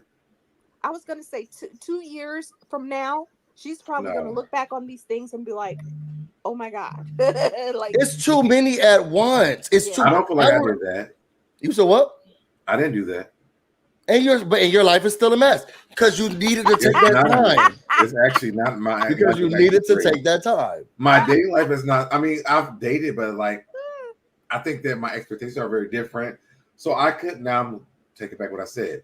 I can see why Brooke is doing what she's doing because, to be honest, it's like, how long? Like, I'm gonna sit around for 2 years, 2 months, all this time, and somebody shows up that I connect with, and we're watching the show, so like I can't even say that this is a real connection. But in reality, like if this is the case, like I wouldn't do that. I would do the same thing that Brooke's doing. But you didn't do that in your real life. You got a divorce, and then in your real life, you were like, I was dating like a month later. Yes, but you still didn't marry somebody. What she's doing is going from I'm erasing this tattoo, and this is the man for me. It's crazy. It's crazy. I mean, I'm agreeing with you, but I'm also not agreeing with you. Wow. This is crazy. Like, again, I feel like it's. Listen, I agree. I do agree that it seems very crazy, but also it's like Brooke is up in age. And like, how long am I supposed to wait before I find somebody else? Like, I'm not a spring chicken at this point anymore. It was 1 full year that she kept talking about. I don't know. I don't feel like she loved that man for real. Okay, but it still took her time to actually say, yes, I've decided to divorce. Whose phone is that? What? The vibrating. Is that your phone? My phone's not vibrating. My phone isn't either.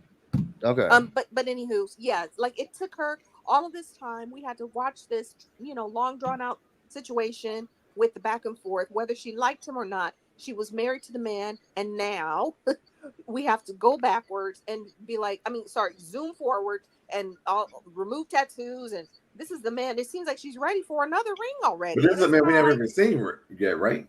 We haven't even seen him. And again, Right. It's just kind of like she's still like flying balloons for her daughter. Like, it's too much going on. I don't think that she should be making these big decisions. I agree with Busy. I'm sorry.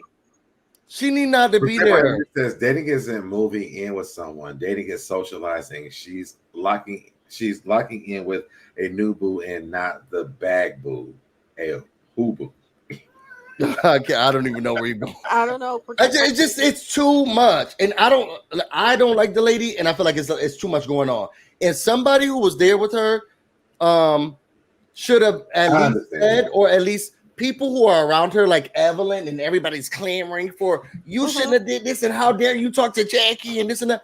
There are other issues that y'all should be worried about. Right. Okay, and she's extremely focused on the things that she's upset with. Jackie's triggering her, but she's jumping the gun with tattoos and all of these. Y'all worried about the wrong stuff. Right. I will agree with, like, I don't think it's healthy.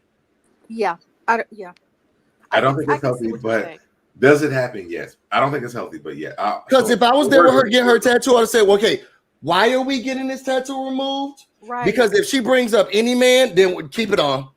Yeah. Because you need to be in the space right now where you are focusing on you. Because sometimes you try to mask all of these other things that you have problems with. That's right. I mean, or you try to use these other things to mask the issue that you're trying not to deal with. Exactly. And it'll take you longer to get over the fact that either you lost a marriage or a relationship, you lost a child, you lost a parent, you lost a friend, whatever the big damage that was done. You have to deal with that, and you can't mask it with these other situations. Right. I moved to Vermont when my daddy died. Why did I need to go there? No reason. Right. No reason. Okay, now I moved to a whole nother state with all these white people. No reason. And that was the dumbest decision ever, because I should never have made that decision. Yep. I should never have been there. I should never have been there. Like I said earlier, when my mom passed, I quit my job. I literally woke up and was like, I don't want to see everybody, because it was around the holidays. So I was like, I don't want to see everybody knowing with their families and stuff. I don't want to see it. I don't want them knowing my story. I'm just very private. And so everybody knew, like my whole office knew that I lost my mom. Right. So when the holidays came, everybody was like, are you okay? Are you doing okay? And I was like, I'm good. I'm out. Yeah. You need more time. You can't do, and I really was like in a bubble. Like 2 years later, I was like, why did I just do that? Like, why did I just quit my job? You have to take time. You need people surrounding you to tell you to take time to truly think through things and not coddle you. Because if I was one of her friends, I'd be like, okay, Jackie is a B. And that's because everything about Jackie triggers her. So she's very particular in it. But I'm about to get a tattoo. I'm about to move in with this guy. Okay, no, hold on. Because Evelyn's like, well, I'm gonna let her do it. No, so y'all trying to guard her from Jackie, but you about to let her just walk into marriage with this random man?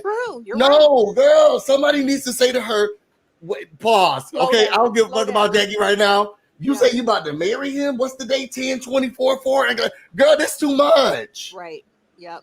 This is too much. And nobody's stopping Brooke. And it's frustrating to me as we get to watch this lady just act haphazardly. And it's really bothering me. It is. Yeah, I can see that. But it's also just understandable to me. That's all I'm saying. It is understandable to make these rash decisions, but Busy is right. You're surrounded by a circle of girls that do have some experience with some of this stuff. Let me just finish. And then to just not just go along with her and meet her at the tattoo shop and be like, is the ink dry? But even Evelyn said, like, I just want her to have fun. Like, and that's okay. But that's not having fun. But Evelyn was talking about the man that she's trying to marry. But that's not having fun. That's not no. how I'm saying that Evelyn was saying she didn't. I understand that, but Evelyn is wrong. She is what she's doing is trying to mask, like Busy said earlier, mask the pain. You know, again, nobody wants to sit there and cry all day. No, I'm agreeing, Cindy. I'm agreeing with what y'all are saying. Uh-huh. I feel like what Evelyn said, I might have been chopped a little bit, but what she said. Oh, you're a producer now? Huh? No, because if you watch the episode, you go back and watch it. She was like, you know, my girl Brooke, she met this man. She's like, I just want to have fun. To me, I feel like Evelyn's like, I don't think that she should be doing this. Like, have a little bit of fun in between, like trying to figure out what's going on. But say that to her, right? You should have been. She should have been at that tattoo shop. So I mean, and I know it's important to get the tattoo, or maybe it's. To be honest, maybe it's not. I dated a whole lot of people, and I got people's name tattooed on me. Don't ask, don't tell. It's you need to get down to that. If y'all say y'all care about her, like y'all say y'all care about her. I agree with you, Busy. There are more questions that people should be asking. There are more things that should be being done. If y'all, because she done fought with Brandy about Jackie. How dare you? But then we're watching this girl. It seems like she's about to get engaged again. Okay, but then that's hold on. You're right, Busy. But what I'm saying is that's why what was skipped in the second episode was that they did have, like I said from the first episode, that they did have that one-on-one talk. They did. Brandy and Brooke did have that one-on-one talk, and I felt like Jacille and Ev, being her, bodyguards, did not help. But I was happy when they had that talk, so they could come to a common ground. And basically, they were saying what you're saying, and I like that Brandy was the one, being like, I get it now. I understand. Shout out to Brandy. I get your point. Like she was like, I see your point. She was just like, I get it, and so I'm gonna back off. I'm not gonna do that. You know what I mean? And I felt like that's all that is needed. I feel like, some of your frustration, Busy, from what you're saying with Brooke is that, Brooke, I wonder what size she is. She's a lot like me. Like she is going through something. Yeah, I want to know. It's like I feel like she is going through a lot, but she's not going to be punked while she's going through it. You know what I'm saying? Yeah. Like, and I feel like that's what probably some of the frustration you're getting is that she is like, being feisty. She's standing up for herself instead of being like, I'm just going to lay down and let this happen. To Deb's point, people do grieve differently, but yeah, making major decisions, I think it is appropriate for them to kind of step in and be like, Brooke is a Cancer. Oh, she's a Cancer. So she's and those people are emotionally manipulative. Yeah, she's I can't take her. Yeah, she's very emotional. Got it. They're emotionally manipulative. Those people are crazy. They are emotionally manipulative, and that's why the people are around her like, "Oh, Brooke, we need to help you, girl." And so she's using Jackie as a shield. Oh no, Jackie! But she's why I'm making me so that she could go and act crazy by herself because they're emotionally manipulative. But it also makes sense why I'm making excuses for Brooke because Cancer and Virgo are perfect together. So okay. that's probably why I'm doing that. I can't. So then we move from there. We go to they said they're gonna be having a parlay. The parlay. Brooke says she's not sure if she's gonna cook because she gotta bring up Jackie. She's about to get married tomorrow, but I don't know if I could go because Jackie may be there. It's just so much because Jackie. So I'm not sure. It's okay. It's okay. Anyway, so then we get to the parlay. Everyone is showing up. Jackie comes in and she brings Cheyenne. Now I'm okay. Cindy, because I'm gonna need a woman's perspective on this. Mm-hmm. Was she supposed to look like that in that shirt she had on? Because I didn't like it. No. Ooh. That Cheyenne. Cheyenne. She looked like she was going out on a date somewhere. Why do we have all of the chest out? What was this? What was this? Let me go see what the fuck she had on because I'm just. Like, she had this cleavage thing. I'm about to look at it. And then she didn't even look good in the shirt. She did not look good in the shirt. It looked like she was wearing a clam, and it looked like she was going on a clam date. I just want to make sure I wasn't being rude because I was like, well, maybe this was supposed to look like it. And when she walked in, I was like, why she look like this? Right. And then also she just looked like, for a lack of a better term, and I don't know if this is a good word to say or not, Actually, so don't say it. She looked just like a reject. Sorry for it. It was like she came in. Yeah. Hi. She just to me she immediately looked like Sunday to me. She gave sedated a little bit. Yeah, a little And bit. I was like, no why one is hanging she out here? with her and Jackie. They probably did get drunk before. you know that's what Jackie always has her brown liquor, honey, when she is trying to gear up. And That when she has Broussard. the Broussard, when Jackie walks in with her sunglasses on to an event, we know that she's had her brown liquor. She just came from behind. Hey guys, she looked she looked sedated. I didn't know what was going on. I will say I love how Jennifer stood on business. She was like, well, I didn't know she was coming. And there's no seat for you. Yeah, she was like, we don't have a seat. There's no seat. Jackie's like, well, we'll just pull this up. Like, I would feel so bad about myself if I was. Oh no! She should have excused herself. Because I would have been like, she offered to do that. This is weird. You guys should actually, get yourselves together and communicate, and then we'll have our things after. Because it was even embarrassing her sitting down, and Jennifer was like, I don't even want you to talk. Is that okay? I know you got a lot of stuff going on with a lot of the other people, but how about you just sit there and look cute? Yep, exactly. Oh yeah. But she wasn't even looking cute. That's the problem. Jennifer said say cute and mute. Yeah, just say cute and mute. Don't that's embarrassing. You look sedated. Your outfit is a mess. We had to pull up a chair for you because there was no place setting. And then we told you, Jennifer said, hey, can you just don't even talk. Don't talk. Yeah. I did not pick up on what she had on. She looked a mess. It was a mess. Looked a mess. She's supposed to be the secret surprise coming in. Yes. Thank you. Thank you. Hey guys. She'll grant you 3 wishes though. You see what I'm saying? You see what I'm saying with the sunglasses? Hello. Yeah. Jackie came in with her sunglasses. Poor Cheyenne. You know that they must have had something to drink. That Broussard. So then they get down. That Broussard is not good for Jackie or anybody else that she has one in her. I don't drink brown liquor, so I don't know. Me neither. So after Jennifer said, "Hey, you who just got the play setting, you better not say nothing. Please don't say nothing." I love that Jen said that because typically back in the day she would not say that. Yeah, she was like, "No, I remember the last time I was out with y'all had us looking ghetto out there in Crenshaw, okay? And I will never be like that again. So can you, ma'am, don't say nothing, okay?" Right. So then they started, and here goes Jack. I love Jackie. I'm sorry, it's the campiness. Oh. I don't have any issues with anyone. I know that you said this, but I'm gonna call this a ponderosa. And Jennifer says, but it's not a ponderosa, it's a parlay. Mm-hmm. Yeah, but I call them ponderosa, but none of your ponderosas have been successful. Well, it doesn't look like this is gonna be successful either. Wow. What? Why? Because what did she say? She said it's cold and dry.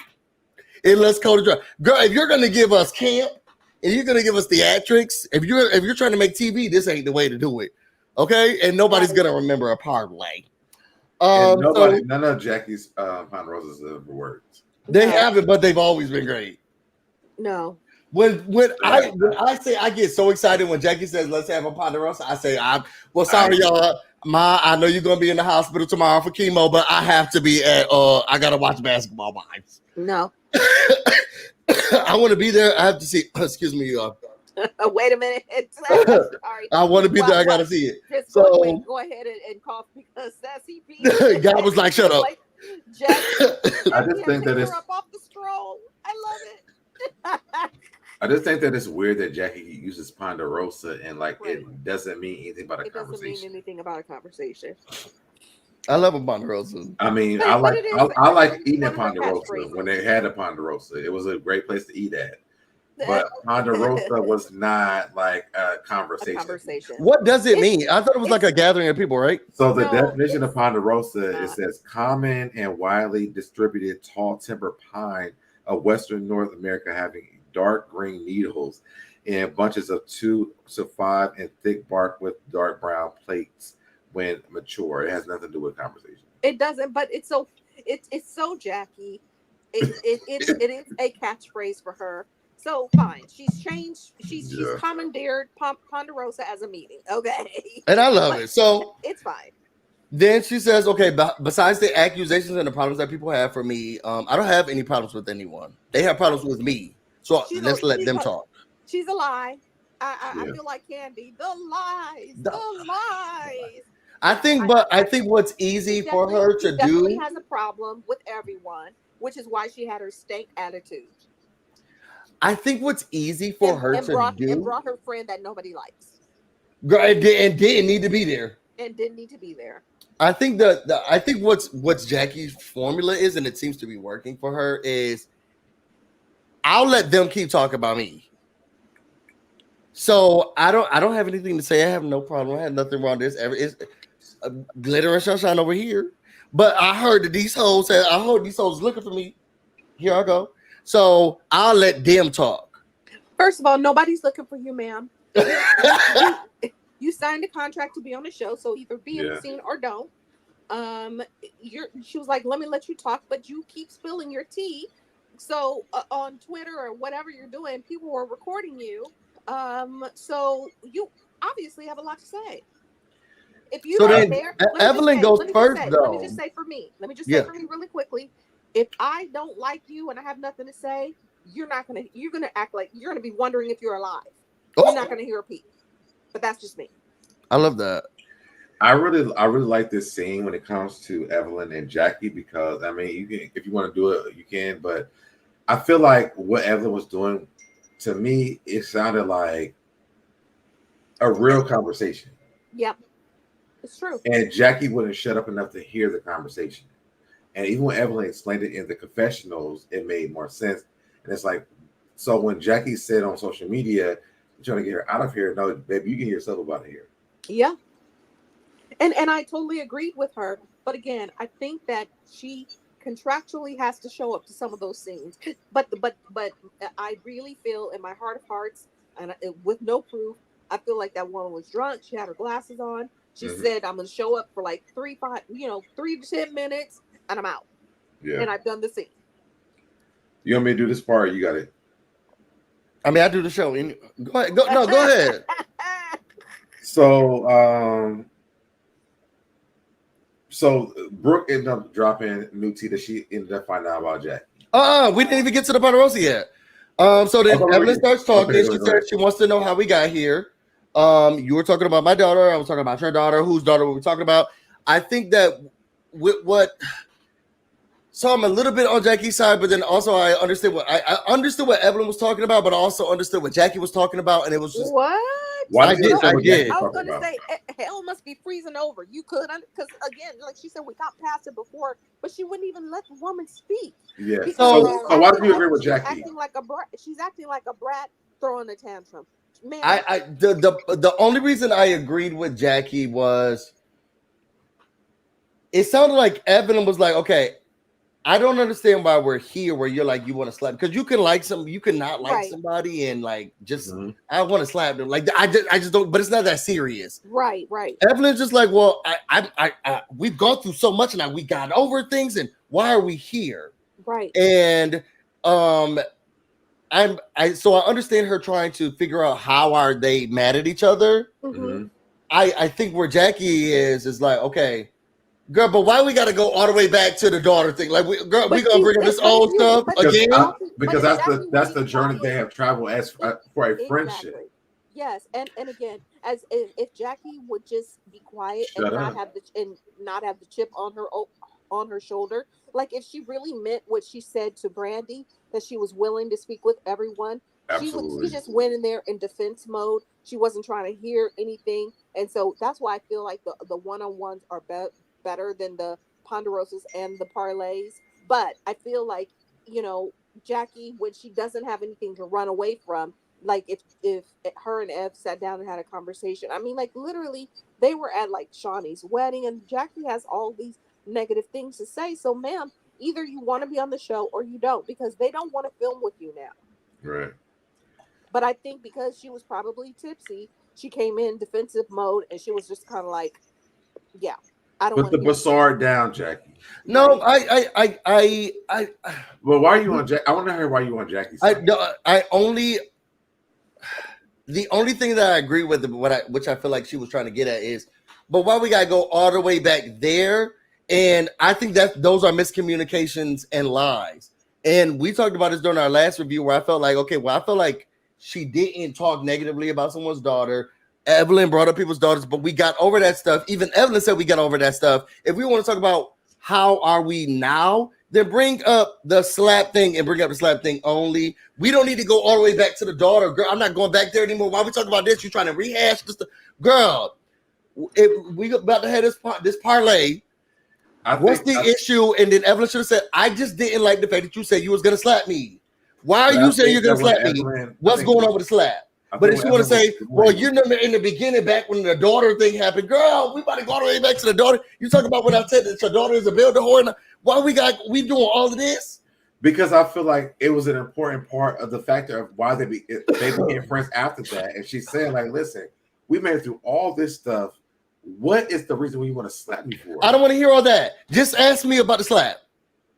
No, I feel like it was very important to bring that up. And again, we cannot police how somebody wants to start a conversation. Yeah, we can. I mean, you have to either be open to hear it or not. So she wasn't open. We get that.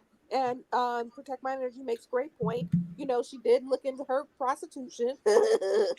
so she probably was defensive. But again, then why doesn't she do what she did at Brandy's event and just gracefully bow out and say, I am not ready to speak about this. Period. And I want to read Protect My Energy's comment. She says, keep in mind that Jackie came in knowing Evelyn saying Jackie was a prostitute. Mm-hmm. I know what the word is. I get her coming in on defense. Jackie has called these women so many things as this same word and everything else. Comes to Drea, to Malaysia, to Evelyn, to all these women. So I'm not going to sit around and be like, oh, because she's been called one now, like, oh, we got to feel bad for Jackie. I just can't. Well, I don't think she's saying Jackie has called these women so many things. But you're right, but I don't think that Protect My Energy is saying that, you know, I feel like she's just saying that's why she came in defensively. And I get that. But again, like you said, so Deb, she's called them everything, you know, other than a child of God. Okay. Right. But again, so I don't think that it's feeling sorry for her, but it just kind of, what she's saying is it kind of explains why she was defensive. Now, again, I always expect these conversations to be mature, but then again, we wouldn't have a show. And I just wish that Jackie would have been, you know, like her moments where she has actually been open to the conversation. And you know, like the last Ponderosa was kind of a joke with Malaysia, with her having all of her goods in the background. Like, what are you doing? I don't think she even takes these conversations seriously anymore. So that's why I think it would be better. The time would be better spent if they had one-on-one conversations, and then we could all move on with life. I'm just not falling for the fact that Jackie feels like she's offended by being called a prostitute.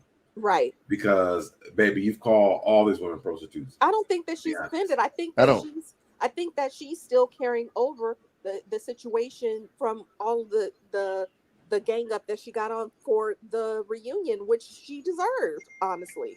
Yeah, but I think what I'm saying is this: like, this is the story that she's giving us right now, and if that's what the case is, like, I don't feel bad for you at all because you said it about these women. All these women, most of the women that you've been on the show with before even Evelyn came onto the show. I don't think she feel bad, and I don't think that she about Drea. Oh, but she actually was a. So I said that busy. I don't feel bad for her, and I don't think she feels bad for her. I agree with Protect My Energy. I feel like she already came in being like, these girls about to bring up that stuff on the phone. Mm-hmm. I can't wait for this. This lady who began her back blown out by dogs to sit here and say what they need to say. Please stop. All that Jackie was like, is that girl, we're not going backwards, Shit, there was no name calling her anything. But Evelyn did. She took no time to be like, see you later, little sex worker. Jackie didn't go in there call nobody no name, no say nothing, no do nothing. But Jackie has done it before. She has done it before. Yes. She has done it before. Yes. I'm talking about the scene. But but I think it was because Ev was just laughing at her and making fun of her at that point. Yeah. So it was like, Ev was like, okay, since we're not gonna have a serious conversation, I'm gonna say, you know, exactly, buy little sex worker. And I'm with Evelyn on I'm gonna stand with Evelyn on that because baby, you can call us one, and we don't even have documentation of us being one, but we have documentation of you being one by a little sex worker. Right. I mean, I'm with Evelyn too. It takes one to know one. I'm sure she could point one out. It's not a take one. No one. There's no documentation of Evelyn being a sex worker, but there is one for Jackie. Now. Okay, well. Count the numbers. Okay, so then she decides that she is going to leave and she wants to call her a sex worker. And then Brooke shows up. Now I'm telling y'all, I'm sorry. I know she don't have nothing to do with this show, but it gave Mona Scott Young when Jackie left and then Brooke came. I was like, what is this, honey? I was too. I ain't gonna lie, I was too. I said, this is Mona Scott. This has Mona Scott Young written all over. It was just given too scripted. It felt like Jackie left, and then Brandy's like, Brooke's like, hey, girls, she's coming in, looking like a little sex worker. I just didn't get it. Hey, I think that Brooke is beautiful. Are you? She is gorgeous. Okay. What was this outfit for the parlay? It was not cute. It was giving. I'm wearing my sweater, and I don't give a f. It wasn't a sweater. She had on one of Evelyn Lozada's things with a fur. It was. Well, that's what I meant. Like sweater, fur, whatever. She had on. She had on something that she was just like, I'm going to the grocery store. And I don't give a f about this woman, this old lady, and I'm coming in my fighting clothes. Okay, so her spandex was ready to move, and she could just sling that fur off. Okay, it was just too. I'm looking at the bodysuit from Evelyn. She looked stupid. She looked tacky. I didn't like it. She did not look stupid. She did to me. She looked stupid. Everybody else was dressed regularly, and then here she comes looking like she's about to come out of a Sierra music video. She didn't want to be there, but all right. I'm agree with Busy on this. She looking like she's going from a sexy video, a video shoot. What is this, girl? Well, so she had on what I cared is what she said, and I was like, ooh. Can you imagine that you being a server? Do you want water or like what girl? Just like this girl coming up next to the stage. So okay, so y'all know I'm in and out with this series. All, let me just tell you. Yeah, go ahead. Like for 2 seasons, most of them was wearing lycra and spandex. So I don't really care. This too much. I mean, I just feel like when Brooke came in so late with that on, it was like noticeable though. It was like, damn, like that to me looked like I don't care to be here, and I'm just gonna spill this tea. I hated it. Did you? All right. I really seriously did. Do better. You said what? I feel like Brooke could do better. Well, in her mental state right now, I feel like she should come dressed like that, naked next time. To be honest. Well, I was gonna say she also is a fashion girl. I love you, Brooke. She must not have felt fashionable, and I feel like once again, when you don't care, you just come like in whatever, and that's just my personal opinion. As a woman, like if I know I might be getting into it, I'm not gonna come in my best stuff because you're not gonna rip up my stuff. Okay. She did come in her best Fashion Nova, a Temu. So I think that was from Evelyn's line. So she. Okay, let's get to this. I'm gonna go through it. She says that she sat down and she was ready to spill the tea. She seemed a little too comfortable knowing that Jackie wasn't there, which is why I feel like some of this part was very. So it just gave Mona Scott Young. It gave some part. It gave scripted because as soon as Jackie leaves, then Brandy, then Brooke comes in high spirits. Like not even like she came in like I'm very nervous. We're gonna see what happens at this Ponderosa. She's not nervous because she came in high spirit, but she's been so triggered. The reality is that we actually also heard this because who was it? Not British. What's her name? Which one? Say it again, so Deb. Sunday went online and actually said the same stuff that Brooke said on the show. So did she? Yeah, she did. We talked about it on my channel. Like yesterday? No, this was like when this actually really happened. Oh, really happened. Oh, like yeah, we talked about it on my channel. You're right. Sunday actually said these things, so it's what Brooke said is not a lie. I don't care about that. So I'm gonna say this. In the scene, she sits down. She says she's done talking. Everybody on this show is a private investigator at this point. Everybody's on three-way. Yeah. Everybody is recording. Everybody's listening. Yeah. And now she's ready to expose stuff. So now she's she says that she's been. You have to hold on. You have to Uh-huh. give the woman credit that she didn't say that she was reaching out to Sunday to get the dirt or get Sunday reached out to her. He reached out to her. And but your hands are just as dirty. But Sunday also said Really? this as How? well. Because you would. If I was someone, so there's if you're the ops, Mhm. if you're the ops, Yeah. and somebody comes to you that you know that they were super close with and is trying to give you the tea, then I'm going to get the tea. I don't care about their. I really don't care about. Also, throw a monkey wrench in this as well, because when this season first, this part B started, Sunday was supposed to be a cast member on the season too. Mm-hmm. Oh wow! So nobody need to see her, but okay. Yeah, we talked about the Cindy, but Sunday was to be a cast member on this season, a part B too. My thing is, everybody wants to act like they're above, but y'all just as dirty and nasty. So yes, you may be the ops. When I don't have, because I think what's bothering me about Brooke right now is that there's just so, and maybe it's a part she's grieving and we're just letting her live life like this. Rage Blaze, yes. She's trying to be all things at once. I can't be in the same room as Jackie because I'm triggered by her, or I don't want to hear about her, I don't want to talk her. Just please don't bring up her name, and just don't be. But then also I'm about to get into a relationship. I'm ready for this, and I'm ready for that. And then also I'm staying on the phone because somebody gave me some juicy gossip about Jackie. So now I'm gonna. So what is it? If my feelings are that lady triggers me, I don't want anything to have to deal with her. That I have Virgo friends like that. So if somebody would have called them and been like, I got dirt on her. I don't care about your dirt. I don't care about that lady. Don't tell me nothing. I don't give a fuck. She knew that they were going to have the parlay, and she knew that Jackie was going to be there. So if Sunday wanted to spill her tea, she was going to go in there with some guns ablazing too.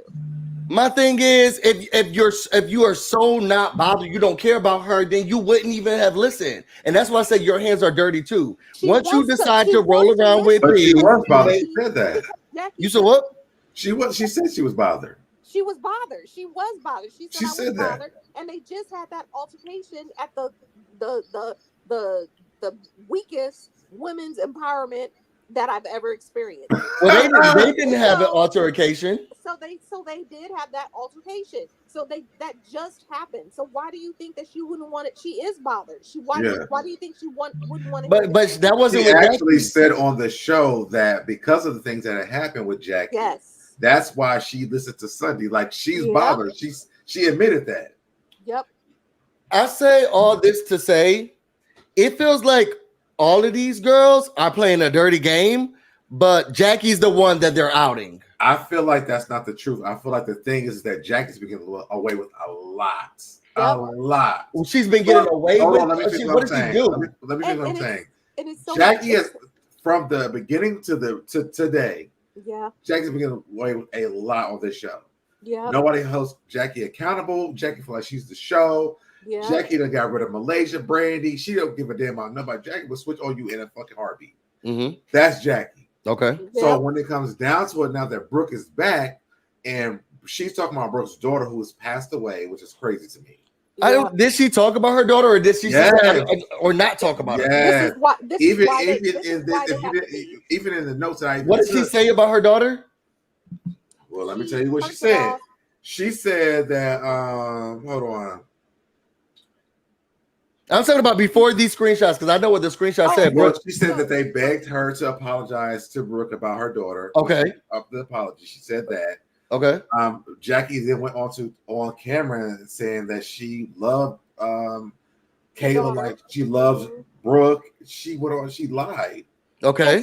And then hold on, and let me jump in. She also, when she first passed away, Jackie was in communication with Brooke's cousin and saying that she wanted to come to the funeral and all of this stuff, and she let her do that, even though Jackie couldn't even just call and be like, I'm so sorry for your loss.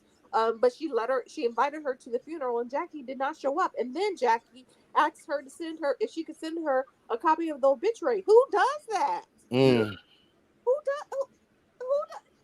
Like, Jackie is so big on her, weddings that nobody cares about, on her kids and protecting her kids. But this woman just lost her young daughter, and you're sitting there being like, I was busy, I can't come. I didn't know what to say. But can you send me a copy of the obituary? Who does that? Like, Yeah.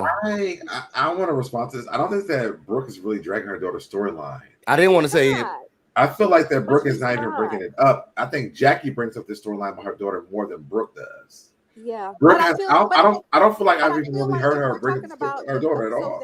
I feel like if we're talking about reality TV, this right now is her reality. So, like I said, I mean, it feels like yesterday, and I've lost my mom, and she's been gone for like 15, 16 years.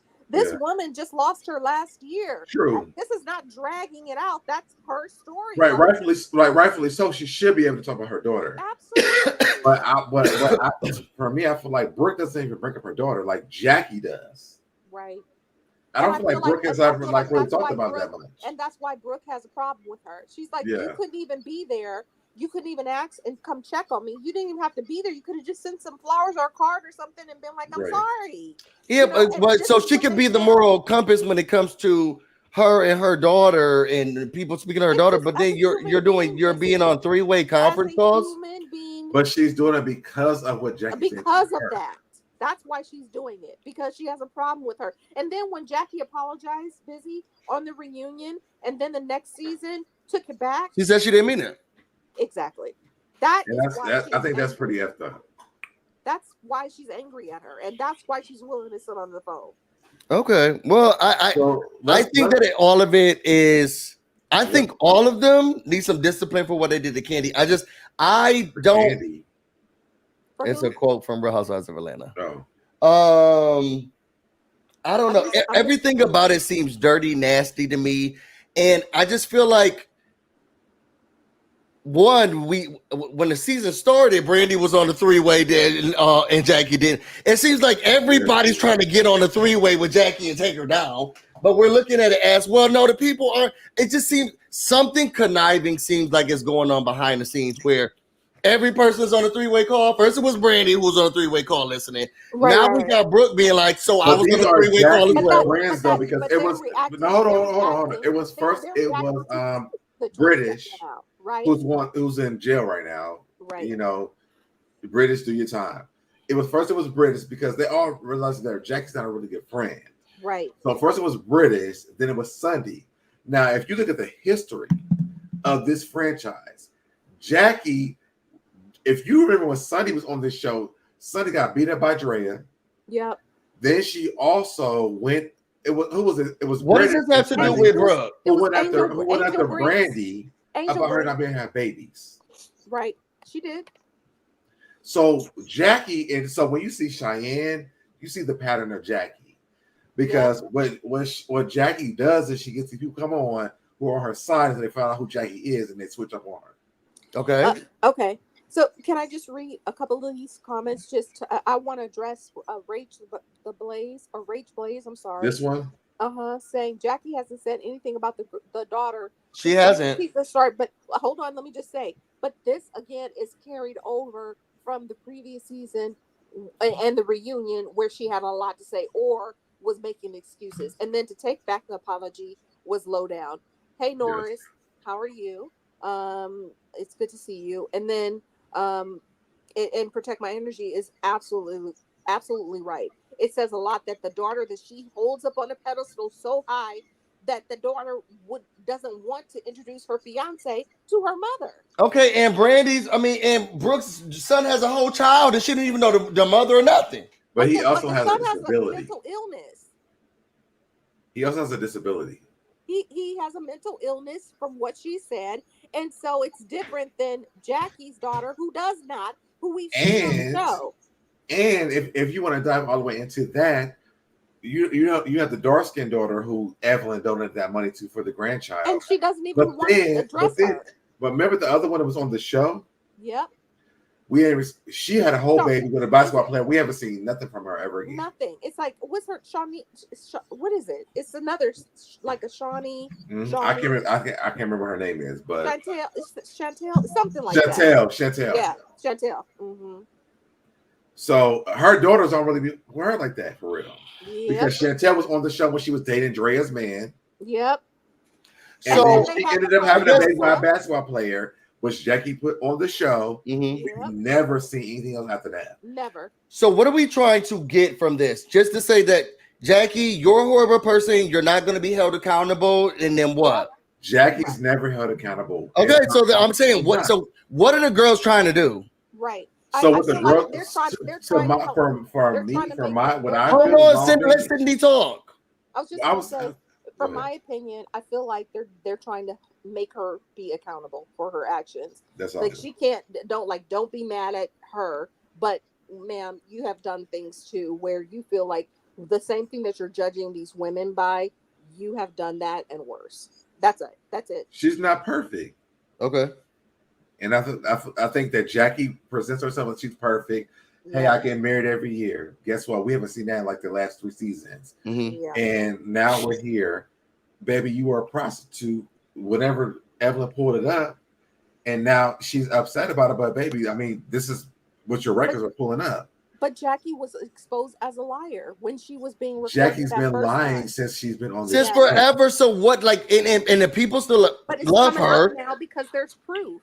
It's coming out now because now there is proof. And like I said, when she was on the phone, or I'm sorry, I didn't say it, so Deb said it. When she was on the phone with British, that conversation came out, and now Brooke is listening in on another conversation with her with Sunday. You know, being like she's lying, talking about. Okay, so let's speed ahead. I mean, yeah, but no. So this is where we are. She went through everybody. She said, "Glorilla, she's sick of hearing your voice, Jennifer. No one's interested in you and Christian being married." And she sent your nudes out. I don't know why she had Jennifer's nudes and why she's sending them out. Me neither. That was weird. Evelyn, she hates her. So I mean, that's the world. Yes, Evelyn and Shawnee. Evelyn and I was just keeping it to the people on the show. And yep, and that's She doesn't understand why Brandy is there unless she's going to have a baby. She's talking about Brandy's divorce. When she knows that the woman can't have kids. But this is my I'm over here. So she said she also lets Brandy divorces Jason because he's a cheater.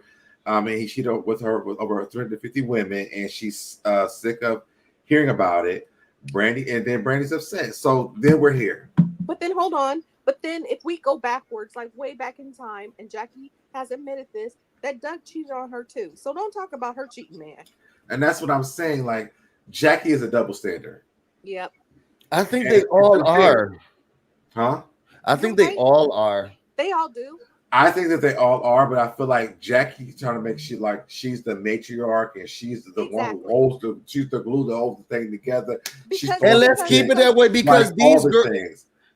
What you feel about me or what you think of me is none of my business. This is where we're going. This is where the line is drawn at here. When it comes to Evelyn admitted that she's done her things. Yep. Jackie lied. Has admitted that she did them. She just said she's not sorry for them. No, that's not true. Evelyn even told the girl she's the bottom and she said, "I've admitted to things that I've done." Yeah, that's what Evelyn's word. Go back and watch the season. And that to me, that to me, so Deb, that means holding yourself accountable. That's what I mean. So you don't have to be. Jackie's never done that. You don't have to say I'm sorry, but you have to say I did this, and that's what I did. And so what? That's what I feel like Jackie does. Jackie's never done that. Okay, let's not get back into accountability. Yeah. So I'm just saying, like, that's why when it comes to Evelyn and Jackie, that's why I lean towards more to Evelyn, Jackie, because we could go down this list of Jackie, but Jackie don't lie about all these things. Evelyn, like, I did do this. So then, what is their goal at this point? I think their goal is to hold Jackie accountable. To hold her accountable for what she's saying, like about them. Like either what is a woman? Is it are we friends on the show, or do you want to slap me? Do you hate me, or it's about sisterhood? So Jackie was the main one for years that have been touting sisterhood and the sisterhood, and what they're basically saying is you're a liar. You have, and like Evelyn said, you haven't been a sisterhood to nobody. She ain't been a sisterhood to nobody. That cracked me up when she said that. I was like, wait a minute. She ain't been a sisterhood to nobody. Well, she was right. She was right. I don't know. I guess I can understand from Jackie's standpoint why it seems like, oh, they're just trying to take me down. Because you would feel like, girl, y'all all talk about crap about each other on the phone. Right. And y'all all be lying. Right. Y'all all be stealing and cheating. Y'all all say negative things. The thing is, I'm not on three-way calls with y'all hoes listening in silent, trying to figure out what the lies are. I don't understand what the problem is, Busy. They don't have to be on the three-way calls because they're not lying. Which is why I don't understand, but they're going to but now we're going to add it. Soon somebody gonna come and we're gonna have Glorilla. Oh, so I was in her closet last night. I stayed in her apartment the whole time, and I listened from the closet the whole time. Her security let me in. She doesn't know this. They're going to extra lengths. Now we're on secret phone calls, three-way. This is too much. Okay. That's not now. And this is why I say that your hands are dirty. If somebody came to me and was like, "Well, I was secretly listening," I don't want to hear no more of the story because who knows what the hell you doing with me and what you got going on. She's angry with her, so she doesn't want to hear all of the story. I think also, if you're gonna say you want to slap Evelyn and Shawnee's hiding from you, because these are the things that we don't understand why Jackie said these things. Correct. And I think this is a storyline that's happening that we're not understanding. Mm-hmm. Why do you want to slap Evelyn, and why is Shawnee hiding from you? And you know what? I'm going to give your girl another hype up. So, Deb, I respect Brandy more for looking Shawnee in the eyes and being like, "I think you're a bitch." Yes, that's why I stand for Brandy. I stand for Brandy every day for that. Hang on. And so that's what I'm saying. I don't agree that she said it, but at least she had the balls to do it. What Jackie is running around doing is being on secret calls, being like, "I hate her." Then why are you on her show, ma'am? Because she's still the executive producer. I don't think it's a secret call. She's talking to her friend. Was being a bitch to them. And you're right. So Deb, like she said, but Shawnee, she was sunning them like y'all are like babies and y'all are like immature. And we're like the grown women. Like she was sunning them. So when Brandy said it, Malaysia didn't have the ball to say it. But Brandy said, "You're a bitch." No. I'm sorry I brought it up. I'm just saying is if we're comparing somebody who is living in their truth, at least Brandy has the balls to call her boss a bitch. Yeah.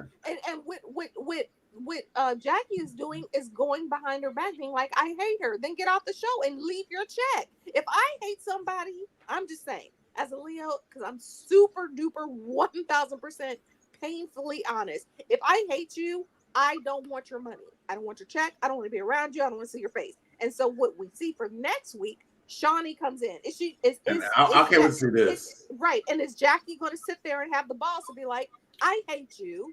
And I want Jackie to tell Shawnee she's a bitch. I would respect her if she did so.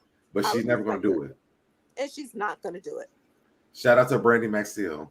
All right, so that was the end of the episode. We got other people listening to other people's phone calls. We're going to see a lot, as Cindy brought up for the next episode. This was 2 hours, and I don't even like you. I don't even know. I enjoyed this though. I really did. I'm sure you did. And you have COVID. Thank you, Busy, so much for being a trooper. I'm doing what I can. And I had to leave a little bit. And shout out to me because Busy said I didn't take notes, and I did. No, we're not doing that. No, do one of these reviews by yourself, and then I'll shout out for you. I've done too. We were busy at the same time. Okay. And also, not only that, we've been doing it for a couple of years, Busy. So he has done it. I mean, I normally don't watch trash TV. I definitely have. Before we get off and I hop down and you guys can close your show, can you pull up the? Oh yeah, bro. Did you add the photos of the? I hope the computer doesn't self-destruct. Y'all don't look at my DMs. That's all I'm saying. Just pull up the photos. We don't need to see all the DMs. Well, I can't. I gotta pull up this. The screen. Yeah, hold on. Do you want to just send it to me? Hold on. Because I'm gonna look. Because you actually pointed it out. You have it? No, just send that to me, and I can quickly put it up. All right. And just in the chat, thank you guys so much. Because you can see my DMs, so I'm like, I don't know if I'm gonna do it. Hold on. You guys, Busy and Deb, the chat is saying they enjoyed it. It was so good that they like us and all of that. So you mean email to you or text it to you? Just put it in the DM. First of all, Cindy was talking. Just put it in the DM. Just DM it to me the same way she sent it to you. I'm telling you, you take my patience and you be beating it up. Thank you, Sassy. I just sent it to you. Sassy Peach said, "I can't wait until next week." Me neither, Sassy Peach. I've got to see when. I like when Shawnee comes on because she's like the principal. She's like the principal at school, and the girls are fighting. Oh, thank you, Sassy Peach. Yes, Princess. Busy Princess says, "Hope you get well, Busy." Oh, thank you, Princess with a wig on. I really appreciate that. Don't worry about that, Princess. Don't worry about what? She said that she wants to get so Deb a Christmas boo. Don't worry about it. Oh, he already got him in. Girl. You haven't did a story time to tell him about who your boo is? We need the story time. Yeah. He's not. That's not even the thing. I don't know why he's saying that. So. What do you mean that's not the thing? You just said don't worry about it. Don't worry about it. I mean, so you have a boo? No. He's telling you don't worry about it. Because I was gonna say when you do, when I do, I'll let y'all know. No, he won't. No, clearly he won't. Exactly. I was gonna say even if it's temporarily, I have been very transparent about my dating life on my channel, so I don't know where this is coming from. No, because you haven't been on the channel in like forever. And oh, exactly. I've been there like in the last 3 weeks. Okay. But I haven't dated anybody. But so you've been talking about celebrity. You've been talking about. No, on my vlog channel, been very different. I follow your vlog channel. I haven't had a good story. And sure hasn't been any updates for me either. So you said that this was where? Because he just sent me this photo. Is there a place I could go to look it up? Yes, you can go to Post and Beam. So if you zoom in, I sent him 2 photos. One that was zoomed in on the man. The other one was cut off, so that's why I didn't send it to him. He is so handsome. That food is so good. It's like a new version, like a updated spin on soul food. Okay. Delicious. And that man is fine. He literally is tall, dark, and handsome. Now, this photo, his hair is short, but when I met him, it was long curls. And can you tell him what this because you said this was at a place, right? Yeah, it's called Post and Beam. Oh, sorry, we saw it on the show. Yes, BEAM, and it's literally the word "and," not the ampersand. Post and Beam, and then you can go where they're talking about. I guess they talk about the restaurant. Anyway, that's the chef and that's the owner, and he started it, and he's fine. Okay, like. And what scene was this again? It was the previous episode. So it was the last episode after they had the whatever her name, Cheyenne, had them escorted out, and they were like, we need to meet up for a drink. And they went to here, Post and Beam. And they went to Post and Beam. So if you go to Press, maybe, I think it's Press, but there's a man right there. No, go back. Yeah. Oh, this one. Mm-hmm. I don't know if you can make it bigger, but that's why I sent it to him. He's so cute. He's so handsome, literally so handsome, tall. He had dreads when I met him. So nice. He kept sending like free stuff over. It was delicious. So hey, Brad. Hey, Brad. Hey, Brad. I just thought we'd have end on a high note, or even when I brought it up the first time, begin on a high note. He's fine. That food is fire. And like I said, best peach margarita ever. And they're organic. So if peaches are not in season, they don't have them. So they have like a whole back in their in the back of the restaurant, like they'll pick fresh herbs and all that stuff.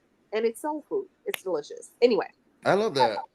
Thank you so much, Cindy, for joining us this week. Thank you guys. When I come to LA, we're going there. Well, if you can come back to LA, we can go. I'll hop down and let you guys close your show. Thank you guys. Bye. All right, thank you. So Same time next week or what? Like I don't know. Same time next week, 7:00 p.m. No, we not know 6. Okay, 6:30 at the latest. 6. Let's do 6:30. Okay, because I have work to do. I actually get up at work at like. I understand, but I have 2 videos to do on Tuesdays. I had to cancel tonight's other video, and I make more money doing that one. But it makes whenever the kids go home, that's when I get home. So next week's gonna be by yourself. I need a week 6:30. 6:30. Next week, can you do it by yourself? Because I need a week. We're doing this together. See how you can't do it by yourself? I hold this show together. Okay. Tell the people where they can find you. Yeah. Thank you all for coming to today's. Y'all can find me at SoDebonair on all social media. SoDebonair. It's right here. That's how you spell it. On my YouTube, Instagram, Twitter, or X, what it's called now, and on TikTok. Thank you so much. And if you're watching this from this channel, just stay over here. And don't worry about what's going on over there. We'll be here and tell us what you thought about the entire show. Y'all think they're trying to take down Jackie? How y'all feel about Cheyenne and that outfit? Do you think that Jennifer is being swindled? Why is Evelyn Lozada here? Is Glorilla's relationship? Is she acting too much like a baby, as SoDeb said, and she needs to stop acting like she just can't do things by herself? Let us know a little bit more about that. And then is it a ponderosa or is it a parlay? Which one is better? We will see you all next week, maybe. Talk to y'all soon.